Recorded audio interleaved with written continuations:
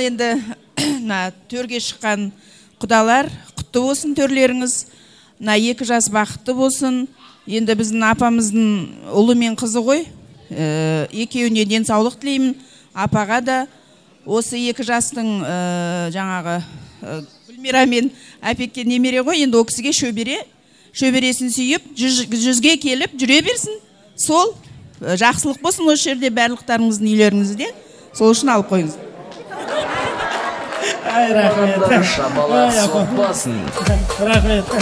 Енді қайтеміз енді. Ауру қалса да енді әдет қалмайды ғой енді ардақтағы ағайын. Қымыздан алып отырыңыздар деп жатыр ардақтағы ағайын, қымыздан. Әпкеміз, келіңіз апай.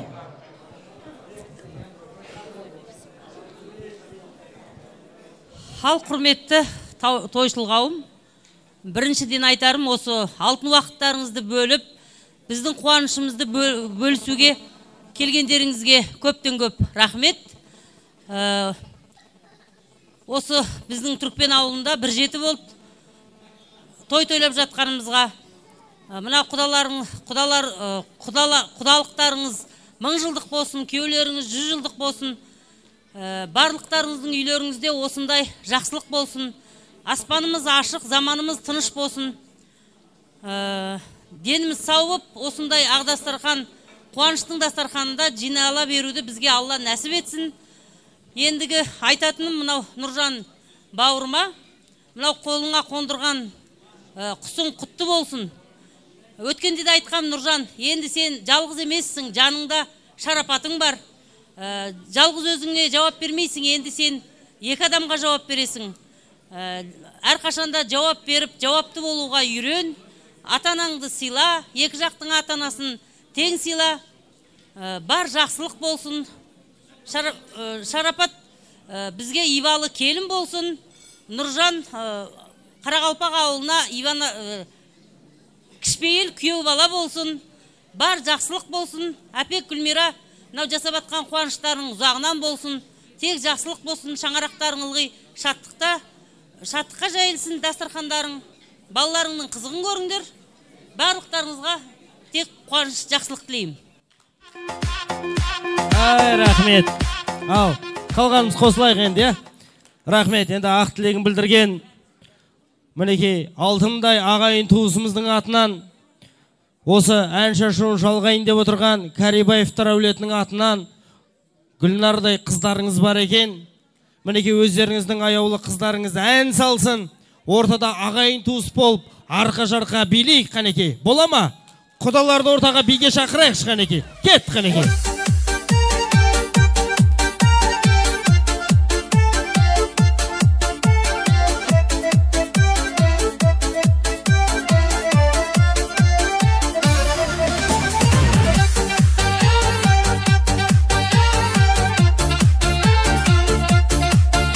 Құдағиларды ортаға биге шақырайық.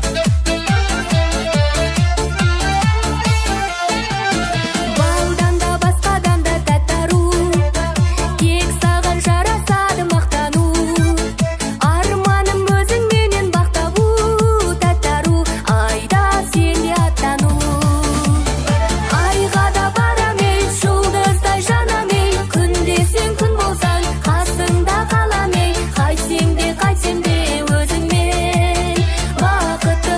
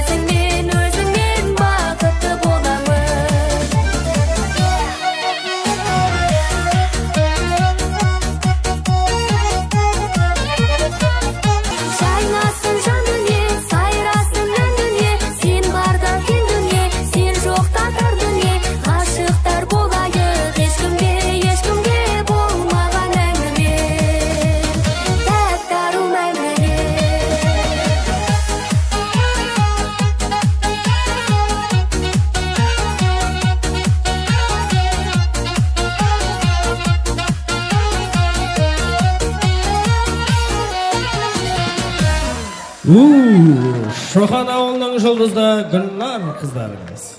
Рахмет, ал құрметті қонақтар, как вышли, так и присели. Баршамызға неге дастархан басына жайғасайық. Рұқсат болса, біздің құрметті құдаларымыздан әумин деп үлкен асқа баталайық, ас қайрайық. Бисмиллахир-рахманир-рахим. Құдайым оңыласын, еш жамандық болмасын. Тойларыңыз құтты болсын, берекелі ырысты болсын, 2 жас бақытты болсын. Жаратқаннама екеуі жар болсын. Мына Алла тағалам бері жақсы молынан болсын. Болашақта тойдан тойға дуыңдата беріңіздер. Алланың рақымы болсын, пайғамбардың шабатыңыз бір Алла жар болсын. Амин. Әмин. Ғибратты берген батаңызға мың алғыс. Ал енді ардақты ағайын, арық адамдарға 6 минут, толық адамдарға 9 минут, орташа адамдарға 15 минут, баршасы 25 минуттық үзіліс. Антрак ортада.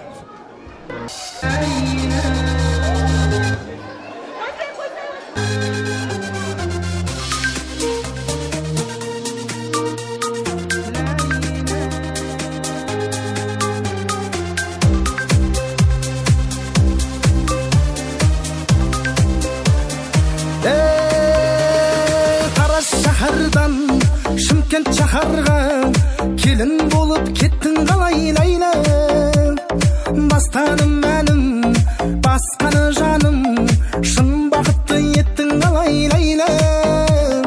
Тараз шаһардан Шымкент шаһарға келін болып кеттің қалай лайла, бастадым мәнім басқаны жаным, шын бақытты еттің қалай лайла. Айдай келін болдың ба, басқа жанның басына бағы болып қондың ба, ләйлә. Түсінбедім бұлайтып, кеттің неге мұңайтып, үнсіз енді отырмын, мәжнүн талға сыр айтып, ләйлә. Тараз шаһардан Шымкент шаһарға келін болып кеттің қалай ләйлә, бастадым мәнім басқаны жаным, шын бақытты еттің қалай ләйлә.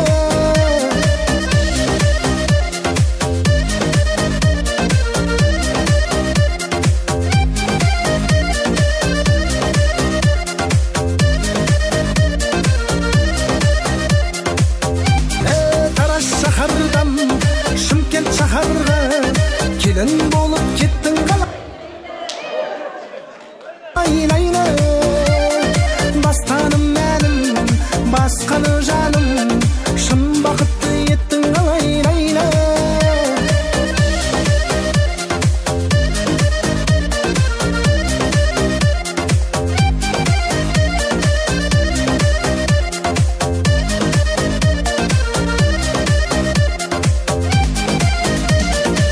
Әнмен жанды емдемін, солай мәңгі тербеймін, қош бол ләйлә, амал жоқ, енді сені көрмеймін ләйлә.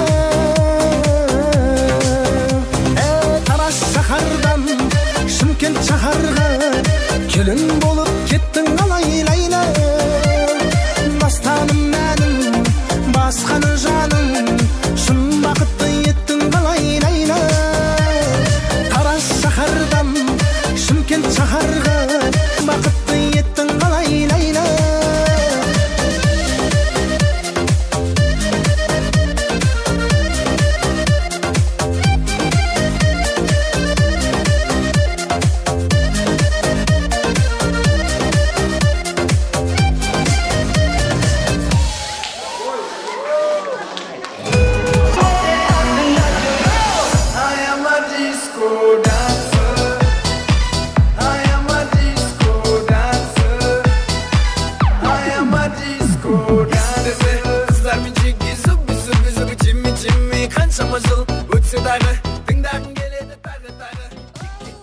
Қанеке, көңілдірек билей, қанеке.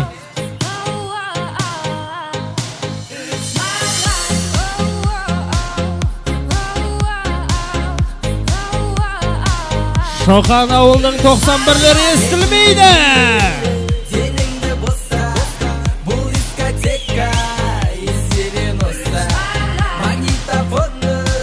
Барына қоста, ойнасың әнді, естелен телефон романтик, басымда кепка, үстімде ади, қолда гитара, сидим на лавке, сегодня вечером болады пати. Қыздар бүгін типі на стиле, қызыл жасыл, түрлі лосин, жігіттерден біздің қалыспауда, үстінде пиджак, феті малина, билеудер бәрі жас пенен әрі, колонкада Шатуновтың әні, жалбыраған шар сол кездің сәні, ауызда қызыл виноның дәмі. Оп, черно-белый фотка, фоткада мотоцикл, дотқа топ бала, қызбенен техничный өтіп барам, топ бала көріп қалды оппаны. Бетіңді биле, деніңді бұса, бұл дискотека, естелін оса, магнитофоны барына қоса, ойнасың әнді, естелін оса.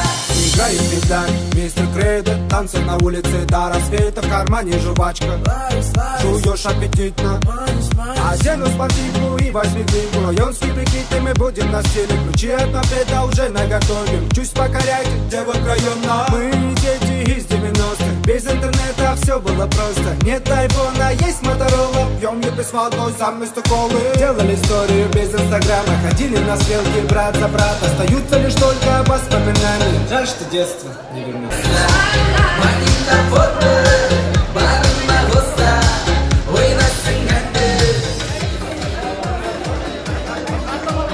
Ал, құрметті қонақтар, шаршадық па?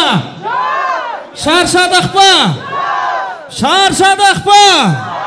Шаршамасақ официанттарға көмектесіп жүрейікші, үлгермей жатырмыз дейді. Құрметті қонақтар, қырандай қалықта биледіңіздер, саз болшықта елендіңіздер, олай болсын қалықтаған қалпы той төріне ақтастырған басын жайғаса. Қалеке келіңіздер.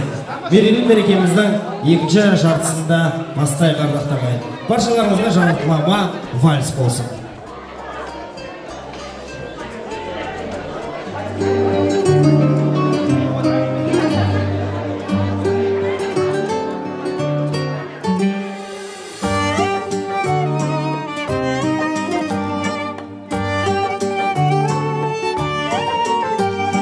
Жаяуын әсем қосылған кезде, қарсы алдымнан сен табылдың лезде, билеуде бәрі қалмайық қалыс, ортада тағы билейік вальс. Жақында бері тартынған жоқсың, жүректер демі жақыннан соқсын.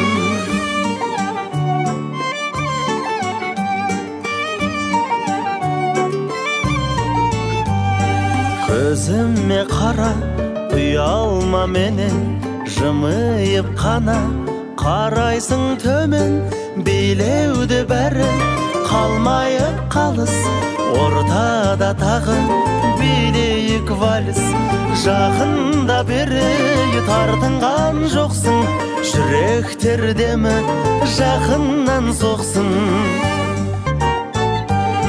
Мені менеріп ырғалып биле, кеттің бейеніп, ғажайып күйге, сәттерде сол бір көнгендей болдың, көзіңнен мөлдір махаббат көрдім. Жақында бері тартынған жоқсың, жүректер демі жақыннан соқсын.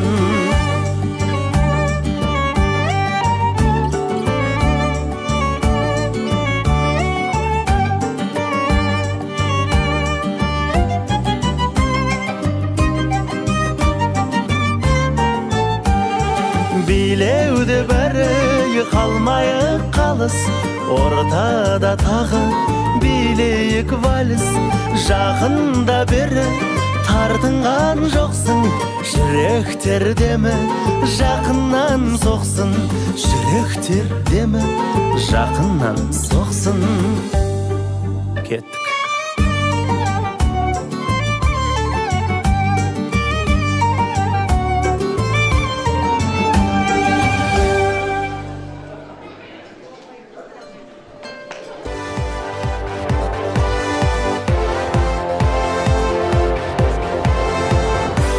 Ал, мінекей, қадірлі қонақтар, бүгінде қойнауынан құт кетпеген, самайынан сүт кетпеген, осы Шоқан ауылының төрінде қуаныш шаттыққа тойлы Есім атамыздың әулетінде дүбірлі думанды той болып отқан жайы бар, ардақты ағайын. Баршаларыңызға бүгінгі мерейлі мерекенің, Нұржан мен Шарапаттың үйлену шаңырақ көтеру дүбірлі тойының екінші дастарханына қош келдіңіздер демекпіз. Бар екенімізді, нар екенімізді білдіріп, бір қошемет ұрып, екінші жартын бастауға рұқсат етіңіздер.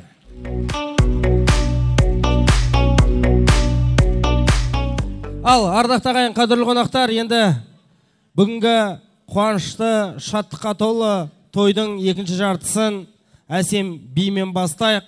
Бұл бидің жолы мен жөні бөлек, себебі Нұржанның қарындастарының, кішкентай бүлдіршіндердің алдарыңызға әсем би болмақ. Қарсы алайық, қол соғайық, бүгінгі тойдың бүлдіршін қыздарының орындауында әсем би. Hey boy, make a whistle, bomb, bomb. Every time I show up, blow up, make a whistle, bomb, bomb. Every time I show up, blow up, boom, bye.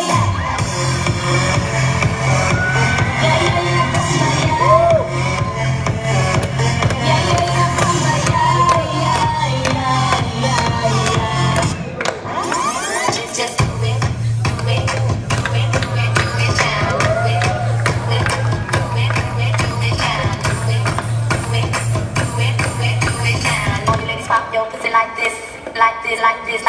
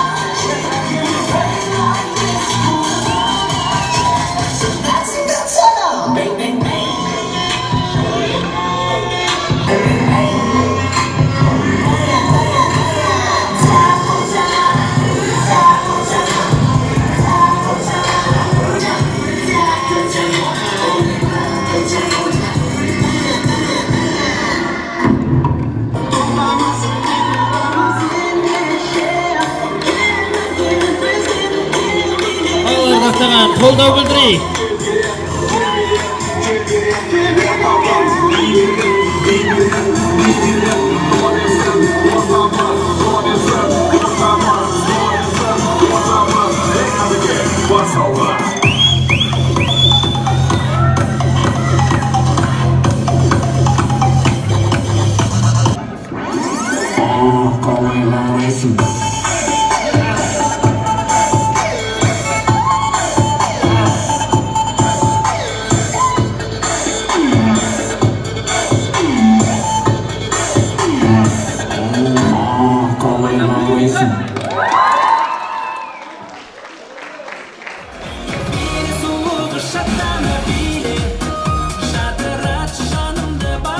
Қыздарға мың алғыс білдіреміз. Ал енді ардақты ағайын, қадірлі қонақтар, кезінде Мұқағали Мақатаев атамыз бір бәйгенің басына барса, бір жігіт келіп айтып отыр дейді. Осы Мұқа, өзіңіз ақынсыз, өзіңіз бір аузыңыз дуалы азаматсыз ғой. Бүгінгі мына бәйгеде шапқан аттардың қайсысы алдымен келеді депті. Сөйтсе Мұқағали Мақатаев атамыз тұрып айтқан екен, бүгінгі бәйгеге шапқан аттардың баршасы алдымен келеді. Қанша бәйгеге бардым, артымен келген атты көрмедім деген екен. Енді ардақты ағайын, екінші дастарханның да тілек шымылдығын ашатын, алдымен сөйлейтін біздің қадірлі де құрметті осы әкеміз бен анамыздың бірге нулы жерден бірге кешіп өткен, сулы жерге батпай, отты жерге жанбай жүрген, досым саған сенем, сеніп өтем, демеймін жолы бөтен, жөні бөтен. Достық деген адамның серік екен, достық деген ақылдың көрік екен дейді. Ақылдарына серік, көрік қосып жүрген асыл достар қауымын той төріне шақырайық. Мінеке мына жаққа қызық жазып қойыпты. Апек ағамыздың достары де қойыпты енді. Әліпбек ағамыз бен Гүлмира анамыздың достары, Нұрдәулет ағамыз, Андархандай апайымыз бастаған Фархат, Гүлжан, Ержан, Ұлшат, Сейіт, Майра, Нұржан, Айгүл, Ботай, Құралай, Қанат, Райгүл, Бауыржан, Раухан, Марат, Гүлнұр, Қасенхан, Шынар, Сайлау, Данагүл, Еркін, Бейбіткүл, Болат, Света, Ғабит, Орынтай, Абаз, Тамара, Мәлік, Күмісхандай әкеміз бен анамыздың барша достарын той төріне шақырамыз. Бір-бірі үшін бәйгеге тігіп бастарын, адалмыз дейтін, аласармайтын асқағын. Шалғанда мынау жаныңда жүрген бақыт қой. Жауға да бермес, тауға да бермес достарың. Шалғанда мынау жаныңда жүрген бақыт қой. Жауға да бермес, тауға да бермес достарың. Да жүрсең де бөлек, дара-дара, дара-дара. Достар ай достар, адал көңілді алалама. Рахмет. Мінеке сонау заманнан бірге құрдас достар қауымы қош келдіңіздер. Әкелер мен аналар қауымы шаттық қуаныштарыңыз құтты болсын дейміз. Енді үрдіс бойынша 4 азамат сөйлейік, қалғанымыз қосылайық. Қанеке келіңіздер. Ассалаумағалейкум, тойшыл қауым. Енді балаларымыздың тойы құтты болсын. Әліпбек, Гүлмира, ұзағынан сүйіндірсін қуаныштарың. Бәріміз де қуанып жатырмыз. Ал енді жастарымыз бақытты болсын, заманымыз тыныш болсын, халқымыз аман болсын. Әрқашанда осындай той бола берсін. Ал енді балам Нұржан, мына Алла тағала ер адамға әйелін баласын аманатқа береді дейді. Саған енді қарындасымызды аманатқа беріп жатырмыз, күйеу бала болып жатсын. Ал енді мынау шаңырағың биік болсын. Бұл енді шаңырақтың биік болуы, босаған берік болуы ер адамға байланысты.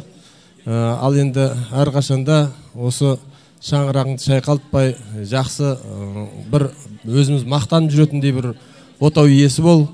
Ал енді жаңа қызымыз екеуің бақытты болыңдар. Әрқашанда біз сендермен мақтанайық. Ал енді осы отырған барша қауым, сіздердің үйлеріңізде осындай той бола берсін. Заманымыз тыныш болсын, халқымыз аман болсын, әрқашанда осындай жақсы заман болсын. Барлықтарыңыз рахмет.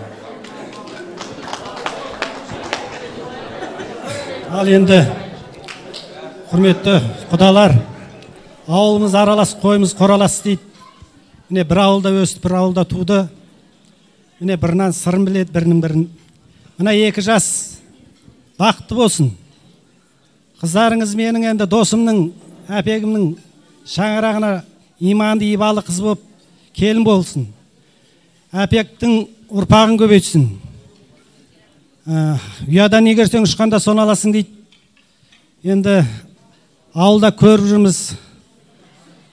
Құда Дәулетхан ағамыздың, Мейрамхан тәтеміздің тәрбиелі жерден шыққан қызды білеміз.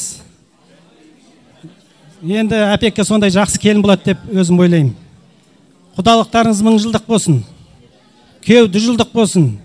Енді қолыңа қондырған құсыңды жаным аялап,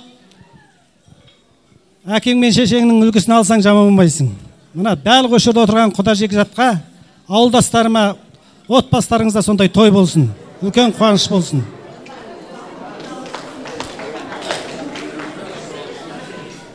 Нұржан, Шапағат көтеріп жатқан заңды некелермен құттықтаймын. Шаңырақтарын сырты сәулетті, іші дәулетті, бай қуатты өмір сүрулеріңге Алла Тағала нәсіп етсін. Әліпбек, Гүлмира, қуаныштарың көп болсын. Сол қуанышты бөлісетін туған ағайын, ел жұртын, халқың аман болсын. Барлықтарыңыздың отбасыларыңызға амандық, тек қана осындай тойдан тойға аман есен кездесіп беруге Алла Тағала нәсіп етсін. Бай қуат өмір сүрейік. Ал енді құрметті Апек, Гүлмира, мынау жасап жатқан тойларын құтты болсын. Тойға тойымыз ұласа берсін. Көршінің қызы керемет еді деп жатыр ғой. Әкесі оның жақсы адам деді.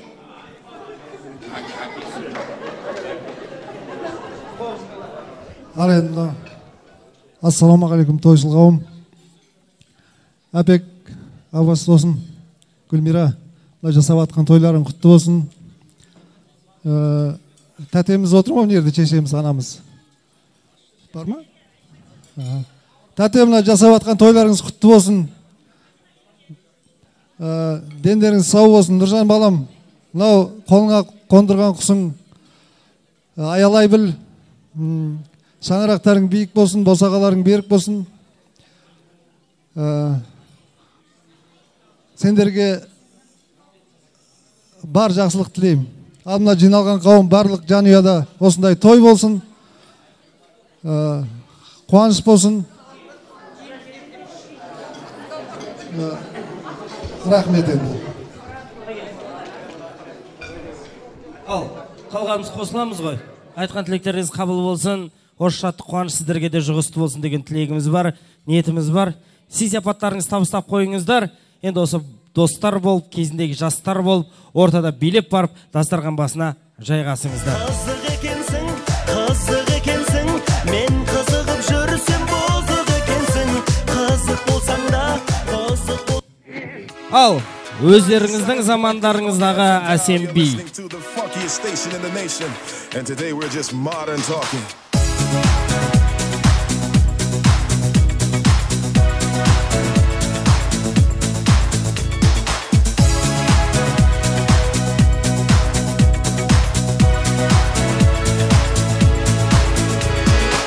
One track for the love of my life. Everything I sacrifice just to make her my wife. Keeps me hot like fire, never cold like ice. I pay any price cause she's just that nice. Every line of my rhyme is dedicated to you, and I'll always be true, never will you be blue. You're the best for me, I love you till I grow old. Worth more than gold cause you're my heart and soul. You're my soul. I keep you shining everywhere I go. You're my heart, you're my soul. I'll be holding you forever.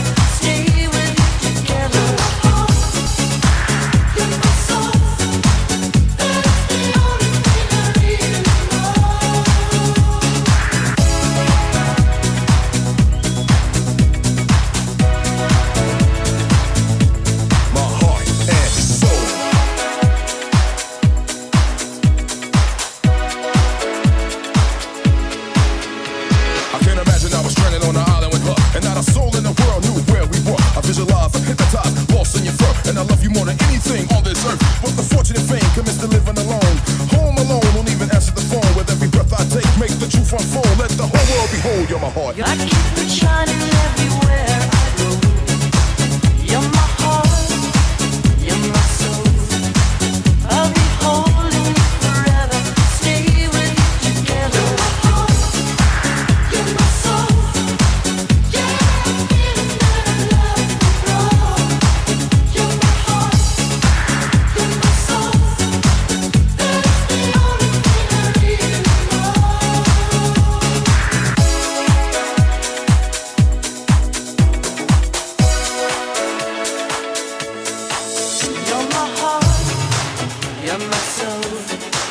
I keep it shining everywhere I go. You're my heart, you're my soul. I'll be holding you forever, stay with you together. You're my heart, you're my soul. Yeah, I'm feeling that I love you. You're my heart. Көп рахмет әсем билеріңізге, ілтипаттарыңызға. Той торына келіңіздер, жайғасыңыздар.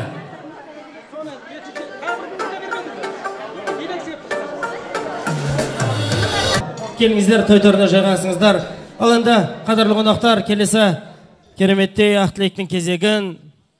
Қазақта жақсы сөз бар, үй алма көрші ал деген ардақты ағайын. Бір ауылдың азаматтары мінекей осы ауылдың қуанышта да шаттықта бірге бір үйдің баласындай бір жеңнен бас, бір жеңнен қол шығаратын қадірлі де құрметті көршілер қауым той төріне шақырайық.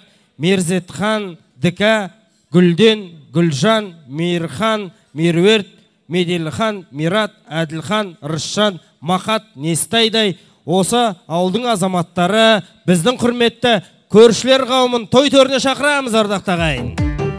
Ата аталған, ата аталмаған көршілер қауымы той төріне келіңіздер. Қонақ келсе үйіме ыдыс-аяқ сұраймын. Жарқырайсың сен бізге сәулесіндей күн айдың.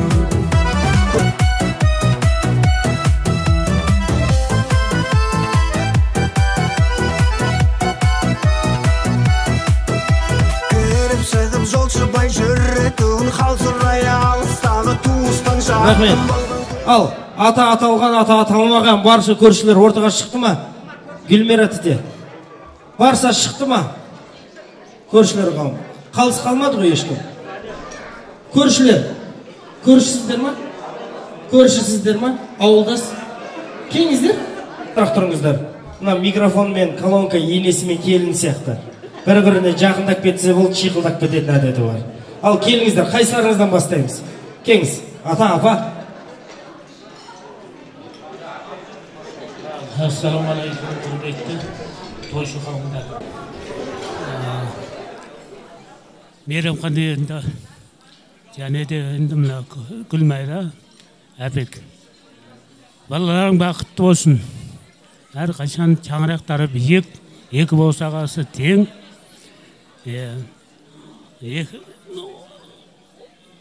Отаулары құтты болып, әрқашанда енді отау ордаға айланып, дастархандары жиылмай, күлкідері тиілмей, әрқашанда осындай ойнап күліп, тойға келе берейін. Алла Әпек, Гүлмира, Дәулетхан, Мейрамхан, мына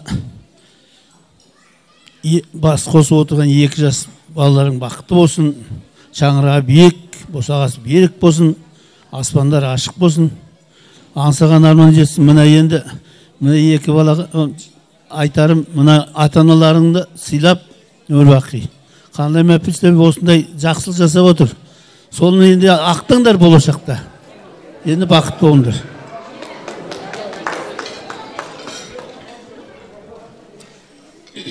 Ал құрметті ақ дастархан басына жиналған тойшыл қауым. Бүгін міне Әпек пен Гүлмира мына біздің Киелі Шоқан ауылында мынандай зәулім сарайға, мынандай 2 баласының бақытын, 2 баласының қуанышын бәрімізді шақырып, міне құда жекжатымен, жолдас жобасымен, көрші көлеңімен, ел жұртымен мына жақсылығын бөлісіп жатыр екен.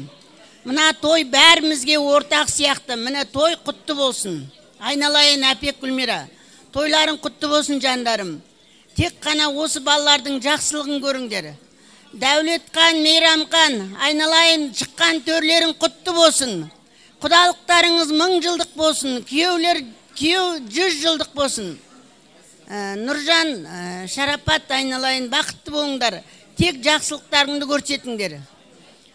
Қандай жақсы, ауылымыз аралас, қойымыз қоралас, көрші ауылдан қыз алып, міне үлбіретіп әкеп, міне бірімізді біріміз таныс біліс, сондай жақсы арқа жарқа боп, мына Есім атамыздың әулетіндегі жақсылықты бөлісіп атқан.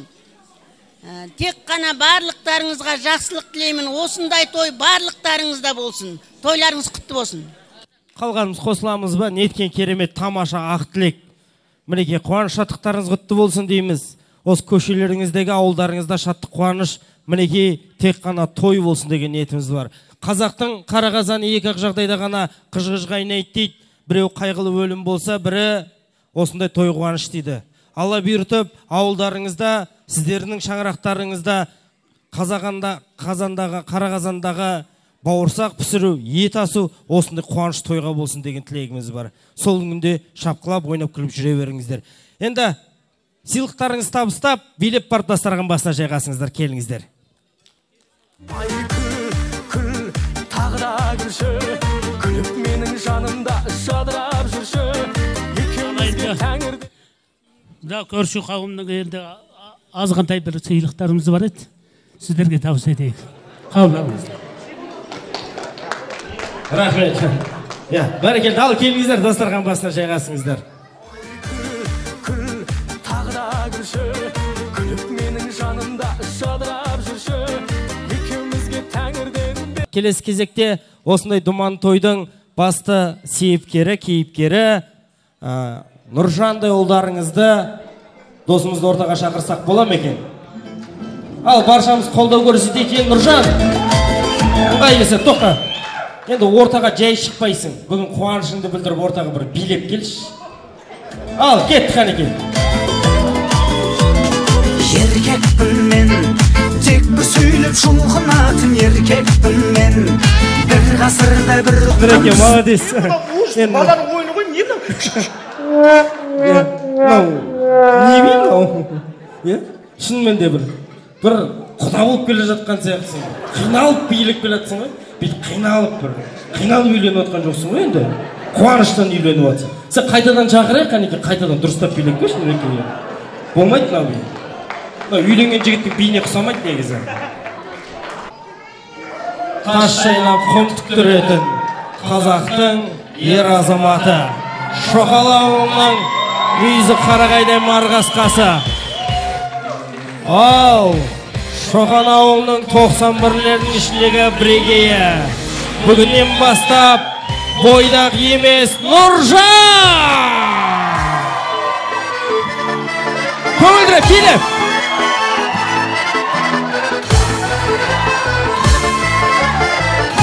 Өйде!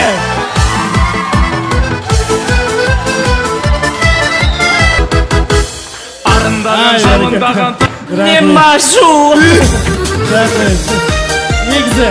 Негізі болмайтын нәрсе болмайды екен ғой. Қалжың ғой, Нұреке, құрдас болғаннан кейін қалжыңдаймыз. Дегенмен де осы тойдың төріндегі ұл жолдастың есімі кім?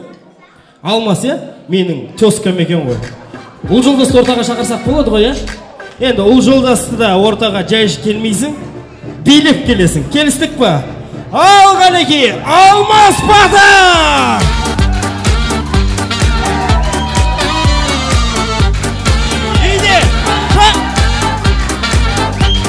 Кетпей қойды бір қыз. Молодец. Көрдіңіздер ма? Бойдақ екен көрініп тұр, молодец. Енді, құрметті қонақтар, осы тойдың басында бір ерекше сый-сияпат ұсынғымыз келіп отыр. Ең қымбат сыйлық өз қолыңмен жасалған сыйлық. Баршамызға белгілі. Енді ыңғай келсе, осы тойдың төріндегі құдалардың құрметіне, енді аяулы жарың, шарапаттың құрметіне бір ерекше сыйлық болсын. Көп қинамайық. Нұржан бір ерекше би сыйлаш. Ерекше би, маэстро. Ерекше би. Ал қолда көрсей.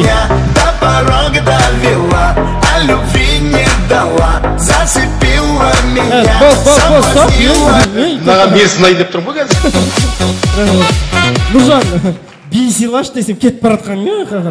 Енді құрметті қонақтар, енді Нұржан билеп тұрған кезде мен ұл жолдаспын ғой. Мен де осы Нұржанның досы болып билемесем қалай болады деп мінеке Алмас ұл жолдас айтты. Мен айттым, қалай билейсің, билей бересіңдер ма десе, мен ерекше билеймін деді. Мен музыкасыз билеймін деді. Қой десем, мен музыкасыз билеймін деді. Олай болса баршамыз енді ритм берейік, шапалақпен, қазір мен қолыма қараңыздар, бірге ритм ұстайық, қанекей, кеттік.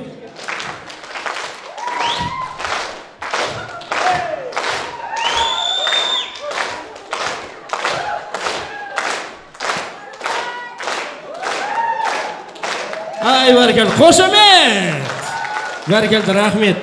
Енді біздің сүйікті пайғамбарымыз Мұхаммед саллаллаху алейхи уассаламнан кезінде келіп бір жігіт сұраған екен, сүйікті пайғамбар, осы сіздің кейінгі мұсылмандардың ішінен, сіздердің кейінгі үмбеттердің ішіндегі ең сүйіктісі кім болады деген екен. Сонда сүйікті пайғамбарымыз Мұхаммед саллаллаху алейхи уассалам тұрып айтқан екен, менің кейінгі артынан ерген үмбеттердің ішіндегі ең сүйіктісі ол үйленгендер деген екен. Олай болса, бүгіннен бастап сүйікті үмбет атанған күн құтты болсын дейміз. мәртебең құтты болсын. Міне текті елдің, текті жердің азаматысың. Ең бастысы осы еліне адал қызмет жасайтын бір салиқалы, бір ең бастысы тақты жігіттің бірі бол. Енді өзіңіздің орыстар жақсы айтады, за каждой великой мужчиной стоит великая женщина дейді. Дегенмен де өзіңіздің аманатыңыз, бүгіннен бастап жан жарыңыз, сүйіктіңізді ортаға шақырсаңыз болады. Бақыттымын өзіңмен. Жұбайым ортаға келесіз бе? Ыстық сезім. Аяулым менің. Неткен кіші пейілдік ардақты ағайын. Жазылмасын сәнді. Қарағым менің. Жан-жарым менің. Жазылмасын біздің жұбымыз мәңгі. Ағар асыл жарым. Кешіргеннің қаттенді жасырғаным. Жыласаң да күлсіңде қасыңдамын. Рахмет, қанеке ортаға келсеңіздер. Енді әр заманның өзінің бір үрдісі болады. Қошемет тұра тұрайық ардақтар енді. Баяғыда шапалақ болады деп қазір білмеймін. Иә, әр заманның өзінің үрдісі бар, өзінің ерекшелігі бар ардақтарға. Енді ыңғай келсе, қазіргі таңдағы екі жастың құрметіне арнайы дайындалған тәтті тағам тортты орта қалдырайық.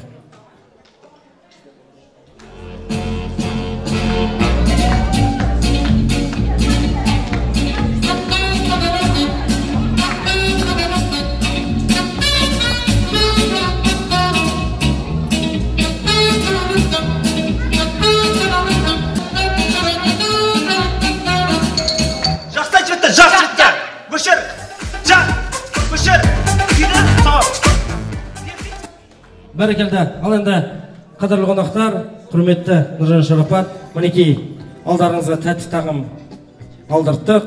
Енді ыңғай келсе тойдың төріндегі ата-аналарымызды ортаға шақырса. Біздің құда мен құдағиды ыңғай келсе салтанатты түрде қолдау қошеметпен ортаға шақырайық. Қанеке келіңіздер.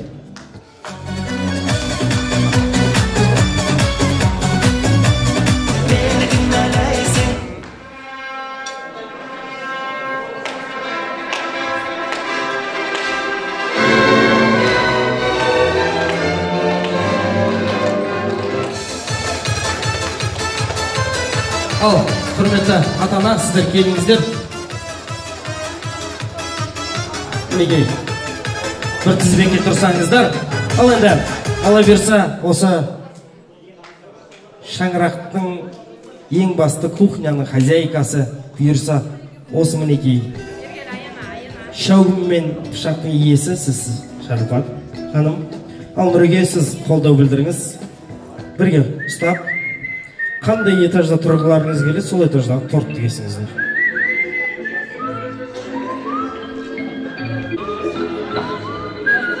Боламыз ғой біз. Болды.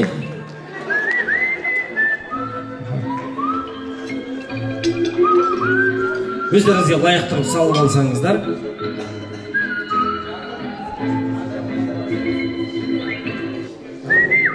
Ортада тәтті тағам торт кесіліп жатты. Сол кезде барша ағайын екі жастың құрметіне қаттырақ қошемет ұрды. Қаттырақ жаңбырлатып, дауылдатып ұрды. Бірінші кезекте Нұржан ортаға шықты. Қолындағы тортын апарып, Алла бұйырса, мінекей бүгіннен бастап папа әке деп атайтын біздің құдамызға ұсынды.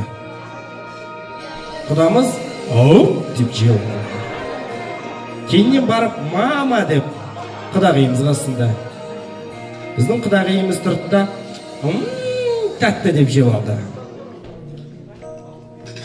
Кейіннен барып әкемізге ұсынды. Әкеміз де «Оу» деп жеу алды. Анамызға мінекей ұсынды. Осы торттан Нұржан тұрып төрдегі арқасына салып өсірген Қызайхан апамызға апарып ұсынды. Негізі басқа кісіге ұсынғысы келген. Осы уақытты пайдаланып шарапат та алдағы тортты ұсынуға кірісті.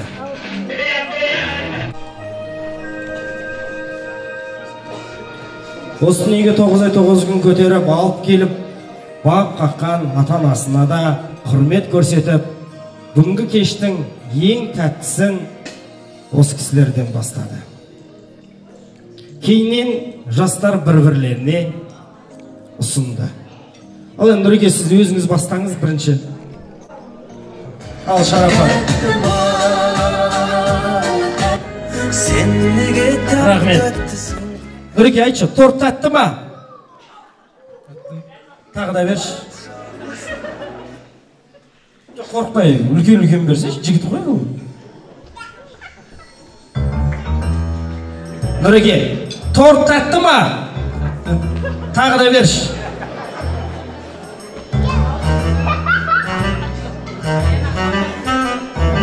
Нұреке, торт тәтті ма? Әкеші тәтті. Жоқ, торт сұрап отырмын ғой. Торт тәтті ма? Тағы да берші. Үлкен қып берші, шарапат. Тәтті ма? Тәтті. Енді бұны неге ұсынып отыр сізге? Себебі Алла бұйырса, кейінгі кезекте осы ата-анаңызға, ағайын туысыңызға, өзіңізге таңғы асты да, түскі асты да, кешкі асты да дайындайтын шарапат бұйырса. Енді қандай тамақ болмасын, қандай дәм болмасын, сіздің тамағыңыз тәтті, сіздің тамағыңыз тәтті, сіздің тамағыңыз тәтті деп жүрсеңіз, сіздердің өмірлеріңіз шынымен де тәтті болмақ. Енді осы сіздердің жолдарыңызды екі қасыңыздағы достарыңызға жұғысты болсын деген ниетпен қыз жолдасы мен ұл жолдасқа ұсынып қойыңыздар. Рахмет, той торда жайғасыңыз.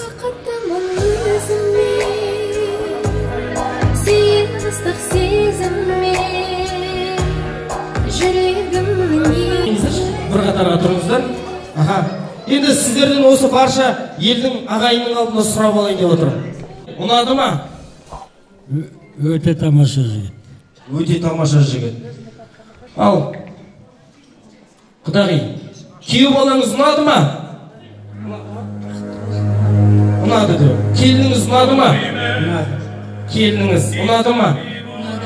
Точно ұнады ма? Точно ұнады. Не дейміз? Ұнаса да, ұнамаса да осы. Басқа вариант жоқ. Енді ыңғай келсе, құдаңыз бен құдағиыңыздың екі жағына қолдарыңыздан ұстаңыздаршы. Білмепсіз, не қашыңыз? Қолдарыңыздан ұстаңыздар. Мен 13-ге дейін санайын, бүгіннен бастап жаңа қадам, жаңа өмірге оң аяқпен бастаңыздар. 13 қадам санаймыз, кейіннен қалған өзім айтып берем. Ал кеттік. 1, 2, 3, 4, 5, 6, 7, 8, 9, 10, 11, 12, 13. Енді әрмен қарай құдамыз бен құдағи өздері бара алатын шығар, шығарсаңыздар. Рахмет. Қошеметтеп қойыңыздар. Көп рахмет.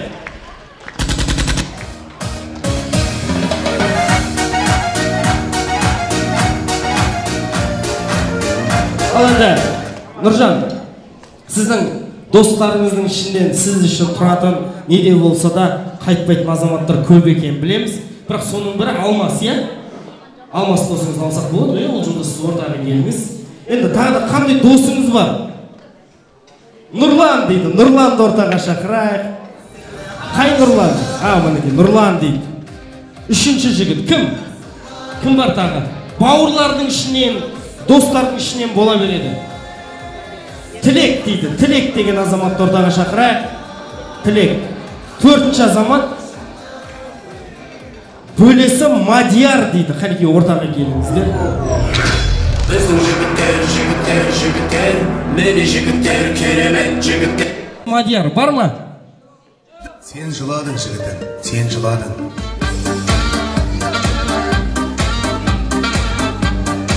Бұл бекерден бекер емес. Қазір баршамыз ойын ойнаймыз. Дайынсыздар ғой, ойынға, Енді неде болса, Нұржан үшін бәріне дайынбыз ғой. Тұрамыз ғой, келістік олай болса. Енді өздеріңізге жанымен жақын, тіл табыса алатын, өздеріңіздің бір ауыз сөздеріңізден түсінесе алатын, өздеріңізге бір партнер дейді ғой. жігіттен шақырып келіңіздер. Серіктеріңіз, достардан, біреуден. Кез келген адам бір ауыз сөзден түсіне алатын өздеріңізге. Кім бар?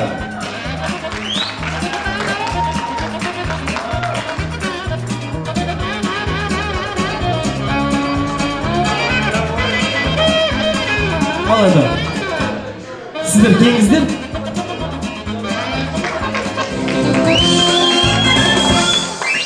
Сіздер кеп мына жерге тұрыңыздар.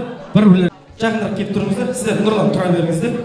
Сіздер жақындырақ бір пара келсін. Мына жерге тұрыңыздар. Бір-бірлеріңізге қарамаңыздар. Осы жерге қарамаңыз тұрыңыздар. Сіздер келіңіздер енді. Сіздер кеп тұрыңыздар. Бір-бірлеріңізге қарамаңыз осы жерге. Сіздер сәл жоғарырақ тұрыңыздар. Сіздер де сәл жоғарырақ тұрыңыздар. Енді ойынның барысы былай. Қазір ортада музыка қойылады. Жігіттер бір-бірімізге қарап билейміз. Так, стоп барлықта. Қошеметтеп қойық апамызды мінеге. Апамыздың құрметіне құрмет көрсетейік.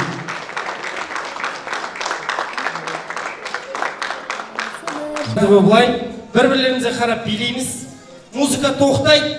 Мен сіздерге белгілі бір зат, әлде болмаса бір әріптің атауын айтам. Сіздер сол әріпті, болмаса сол бір затты көрсету керексіздер.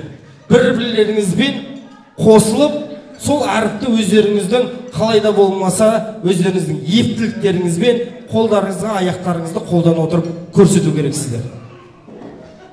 Келістік қой, түсіндік па? Жігіттер, түсіндік па? Бір әріпті айтам, екеулеріңіз көрсетесіздер сол әріпті. Келтіру керексіздер. Тұры сол әріпті келтіру керексіздер. Бірге қосылып. Түсіндік па? Түсіндіңіздер ма? Түсіндіңіздер ғой? Ал, олай болса, билей кет қанеке.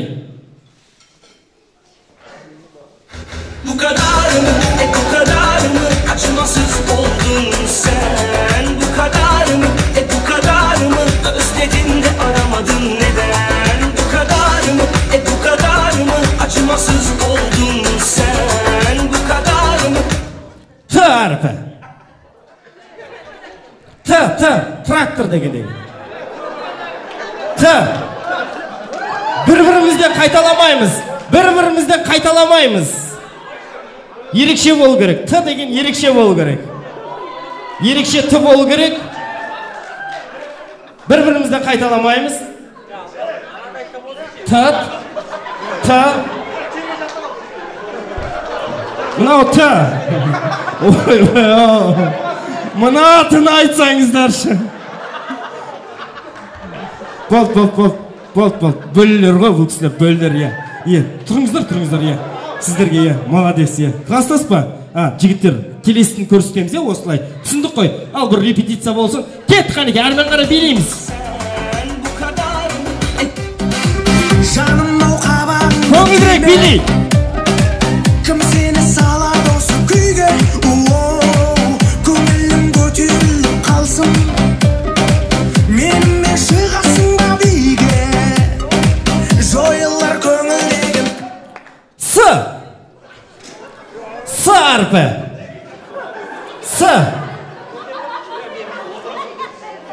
Күресіп атсыздар ма, не істеп атсыздар? С әрпі. С. Bir-birimizden қайталамаймыз, жігіттер. Ерекше С болу керек. С. Нұрман, сендер қайталап атсыңдар. Жоқ, С. Қандай С? С-ны көрейік. Мынасының бір жақсы былай қарау керек. С. Ой-ой, мынасын айтсаңыздаршы. Төп-төптен бір. Мынасын. Алмас молодец. Сіздер сылаңыз, Нұреке. Сіздер С. Ау. Сіздер жарайды, сіздерге де бір жол кешей. Істен бастап, бірақ бір команда шығып отырады. Кет қанеке. 1, 2, 3, 4 аяқ қолым қалмасын. Ал, қолдау көрсетейік, поддержка. 1, 2, 3, 4 аяқ қолым қалмасын. Қалмашы де қалайда, билеу керек бұл тойда. Ж.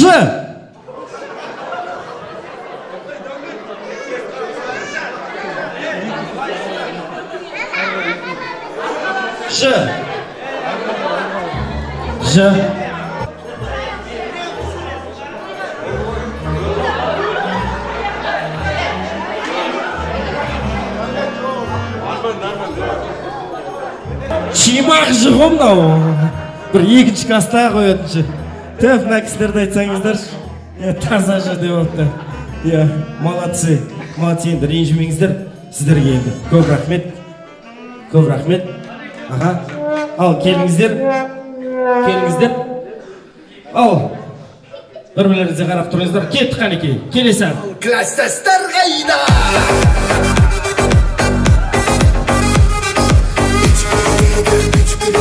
Көңілді күлейік, жігіттер. Достар, қолдау көрсетейік. Кластастар қайда? Оқмай, мыналар қайда? Мягкий знак.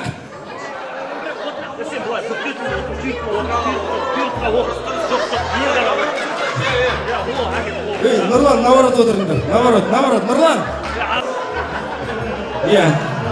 Осылай. Мягкий знак па? Мягкий знак. Қошемет тұрып қойыңыздар. Ал, жігіттер, бір қатарға келейікші мұнда. Бізде бірақ жеңімпаз болу керек. Сол себепті қазір бұлай болады. Біреуіміз саналамыз, біреуіміз қазақша, біреуіміз орысша санаймыз. Кім реттен шатасып кетті, сол ойынан шығып отырады. 1, 2, 3, 4 деп кетеміз. Келістік па? Реттік бар ғой? Ал, кеттік.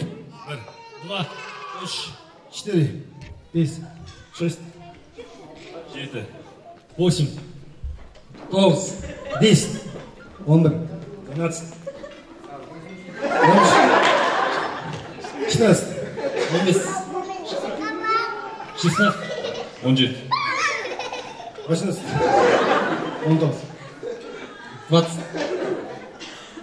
20, 21, 22, 23. Рахмет, кеңіз. Сыйлықсын қойсаңыздар болады, кеңіздер жақындарыңыздар. Ал, қызық болады. Ал, кеттік қанекей. 2. Бір ғой, бір. Адио, молодесің. Не деген импровизация сенде. Давай, алмас деген жігіттер сондай болады. Кеттік. 1, 2, 3, 4, 5.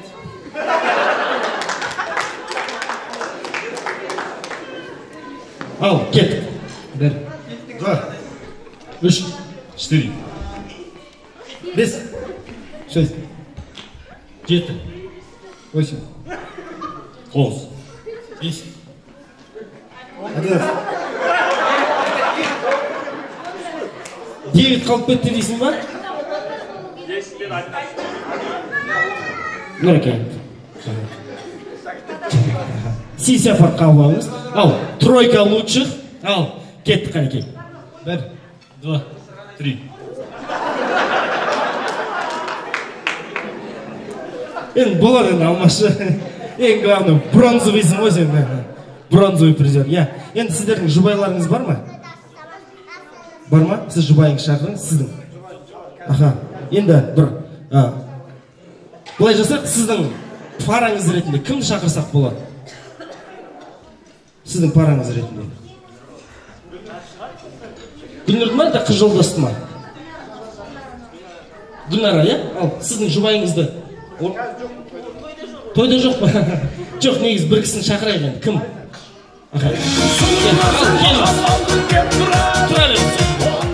Кішкене берірақ тұрыңыз.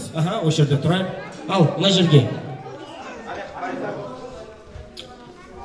Не, мына келесіз. Ал, есіміңіз кім болады? Тілек? Тілек пен дәулет. Қазір бұлай жасаймыз. Бұлай қарап тұрамыз. Бұлай қарап тұрыңыз. Бұлай қарап. Қазір музыка ойнайды, сіздер билейсіздер. Музыка тоқтайды, кім бірінші өзінің парасына жетеді, сол жеңіске жетеді. Келістік па? Ал, кеттік қанек, билейміз. Зацепила меня, ослепила меня, до порога довела, а любви не дала. Зацепила меня, соблазнила меня, до порога довела, а любви не... Бірдей оқып қалды, бірдей оқып қалды. Қайтадан көріп жүріңіздер.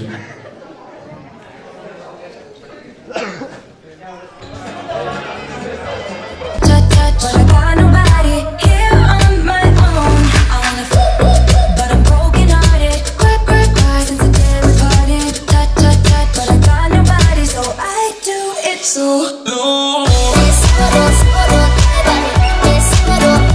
қолдау көрсетейік.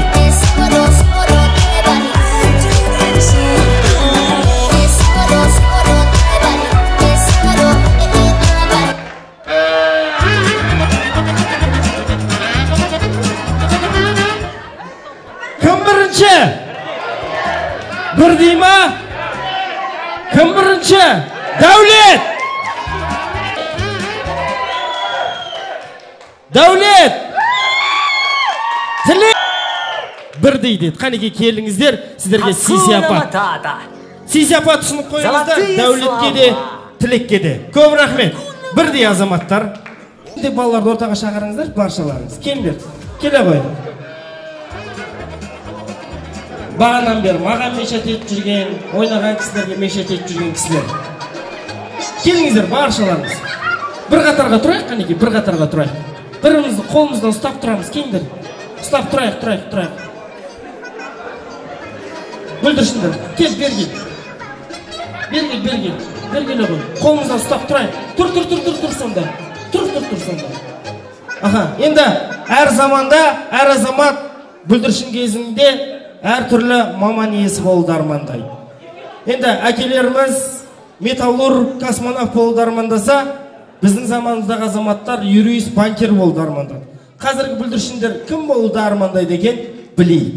Ал сендер өскенде кім болғыларың келеді? Мұғалім. Қошеме тұрай қардақтағай. Сен кім болғың келеді?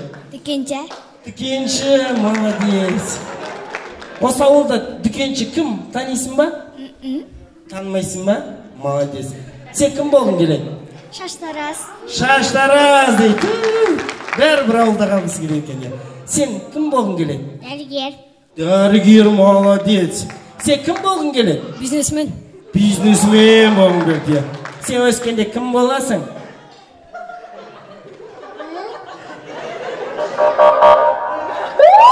Ал, сен өскенде кім болғың келеді? Доктор, ай, молодец. Сен өскенде кім боласың? Самолет болам дейді, е. Стюардесса ма, бірдеңке болам дегені ғой. Сен өскенде кім боласың? Ой, молодец, солдат деп отыр. Молодец, е, молодец. Алдында бір тойда тұрып өсіп балалардан сұрап атсам, шетте екі ұл бала, бір қыз бала тұр. Сон бір баладан сұрап, сен өскенде кім боласың десем, мен өскенде әкім болам дейді. Екіншісінен сұрап, сен өскенде кім боласың десем, мен өскенде депутат болам дейді. Сон шетте қыз баладан сұрап, сен өскенде кім боласың деп, сөйтсем, ана қыз бала ойланып тұрып, білмеймін енді не әкімнің, не депутаттың әйелі болам ғой деп қояды. Бала тілі бал деген осы ғой енді ардақтағай. Енді сендер Бэтменді білесіңдер ма? Білесіңдер ма? Суперменді білесіңдер ма? Ол кім? Ау? Кім? Кім олар? Батыр, е? Батыр. Ал одан басқа біздің қазақтың батырларын білесіңдер ма? Қандай батырды білесің? Қабанбай деген қандай батыр ол? Мықты батыр. Ой, молодец. Тағы қандай батыр білесіңдер? Қандай? Ол қандай батыр? Мықты. Ол да мықты ма? Просто мықты батыр ма? Тағы қандай батыр білесіңдер? Сәл сабыр етейік. Тағы қандай батыр білесіңдер? Болдық па? Молодцы. Енді берсе келесі жол мен келгенше сендер тағы да батырлар жаттабаңдар, е? Хорошо? Өздерін танитындай, осындай деп, е? Сендер батырларды көп біліңіздер, е? Берсе рахмет. Енді сендер соқ іштіңдер ма? Қаттырақ айтам. Соқ іштіңдер ма? Тамақ іштіңдер ма? Енді мен қан ішпей ойнаймыз. Келістік па? Енді былай жасаймыз. Қазір баршам мен 7-ге дейін санаймын, тығылыспақ ойнаймыз. Кім жақсы тығылады, Нұржан ағаларың сендерге сыйлық береді. Келістік па? Тығыламыз, е? Ал, кеттік оласа, тығыламыз. 1, 2, 3, 4, 5, 6, 7. Тығылыңдар. Рахмет. Той біткенше шықпаңдар енді. Кім той біткенше шықпайды, соған подарка беріледі. Ал енді бүлдіршіндерге бір қол соғып қоюға болады. Рахмет. Енді қадірлі қонақтар, келесі ақ тілектің кезегін осы тойдың төріндегі барша жиендер, әпке, жезде, іні, қарындастар қауымына берсек деп отырмыз. Жетпей тұрған жерінде жеткізетін ағайын, өтпей тұрған сөзіңді өткізетін ағайын. Құлағанда бірінші күлетінде ағайын, жылағанда бірінші жебейтінде ағайын. Ағайыннан қайда барып оңайын дейді екен. Олай болса барға ағайын туыстар, Сәрсебала, Бейбіт, Айнагүл, Марат, Ерлан, Әдемі, Жарқын, Меруерт, Жансая, Бексұлтан, Нұржан, Салтанат, Азамат, Алмагүл, Айым, Мәулен, Әлішер, Омар, Толғанай, Асылбек, Баян, Сержан, Арыста, Азамат, Жұлдыз, барша әпке, жезде, іні, қарындастар, Мәрия, Жамбота, Таңшолпан, Мәди, Ақмаржан, Айбек, Даниалдай азаматтарды той төріне шақырайық. Бауырды себірігім бұрып тұра, көзің көрсе көңілім жылып тұра. Ей ағайын, сала болса сыйласайық, ала болса арамыз суытынат. Байлықпенен дүние қонық тұрат, байқамасаң одан көп бөлік шығат. Қу тірлікке құмартып қол боп кетсең, бірге туған бауырды ұмыттырат. Туысқандар, алыс кетіп барады. Рахмет. Ал енді қадірлі құрметті ағайын туыстар қауымы, қош келдіңіздер демекпіз. Ал енді үлкендер қауым, сәл жақынырақ тұрайық. Мінекей үлкендер қауымы, сіздер ортаға келсеңіздер, осы әулетіміздің үлкендері қанекей ортаға келдіңіздер. Сіздер бастап ақ тілек кезегін өздеріңізге ұсынайық, сіздер бастаңыздар демекпіз. Келіңіздер, үлкендері. Әпек бауырым, Гүлмира, жасап жатқан тойларың құтты болсын. Нұржан мен Шарапаттың заңды некелері құтты болсын. Дендері сау болсын. Сендерге тек жақсы деген атағын естіртсін. Шарапат бір үлгілі келін болсын.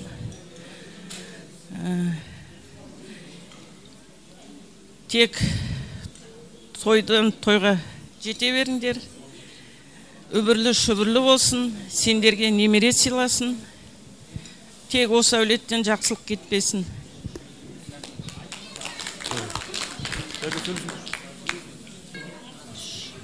Көке, жеңге, тойларыңыз құтты болсын. Алла Тағала барлық жақсылықтарды берсін. Тілеген тілектеріңіз, дұғаларыңыз қабыл болсын. 100 жасаңыздар, аман болыңыздар. Ал Нұржан бауырым, құтты болсын тойың. Салихалы ұрпақтарың көп болсын. Болашақта тек қана жақсылықта ғана кездесу нәсіп етсін. Бәрекелдер, қошеметтеп, құрметтеп қойсаңыздар ме? Бөлімді сөйлеп жатыр да. Енді мына арменен берменен сөйлейтіңіздер мына ортамызда енді. Асаба жолдас бір 5-6 сөйлесеге, мына ағаларымыз бар ортамызда.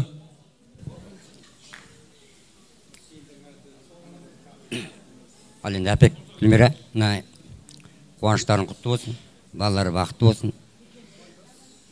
Құда 1000 жылдық, күйеуі 100 жылдық дейді. Құдаларың құтты болсын, әрқашан осына кең дастарханда ойнап күліп шақтырып берейіңді. Келген қадамдарыңыз нұр аузын. Әпек мына қуанышын бөлісіп атқандарыңызға рахмет. Барлықтарыңызға осындай қуаныш, мұң дастархан тілеймін. Бақытты болыңыздар. Ал енді нағашаға, Гүлмира жеңге, қуаныштарыңыз құтты болсын. Мына келіндеріңіз құтты болып, осы үйде үлкен жақсы қуаныш болып жатыр. Енді мына біздің нағашы апамыз сияқты келіндеріңіз бір 10 баланың анасы болып, сіздер жақсы қуанышқа бөлесін. Не деймін енді? Құдай бұйыртса келесі жыл бір сәбилі болып, бесік той болсын. Бәріңізде осындай жақсылық тілеймін. Дендеріңіз сау болып, осындай әрқашанда жақсылықта, қуанышта өстіп бас қосып отырыңыздар.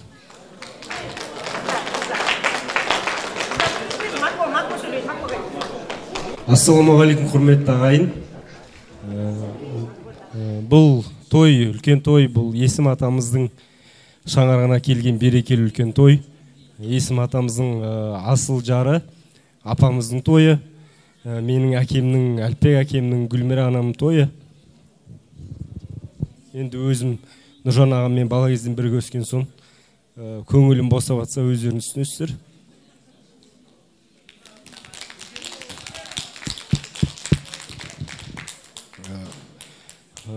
өстіп біздің жақсы болып, керемет болып жүргеніміз осы кісілердің арқасы.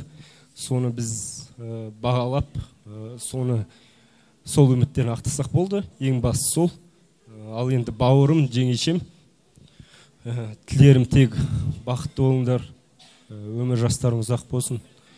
Алла тағала өмір жастарын ұзақ қып, бақытты, баянды өмір сүріңдер.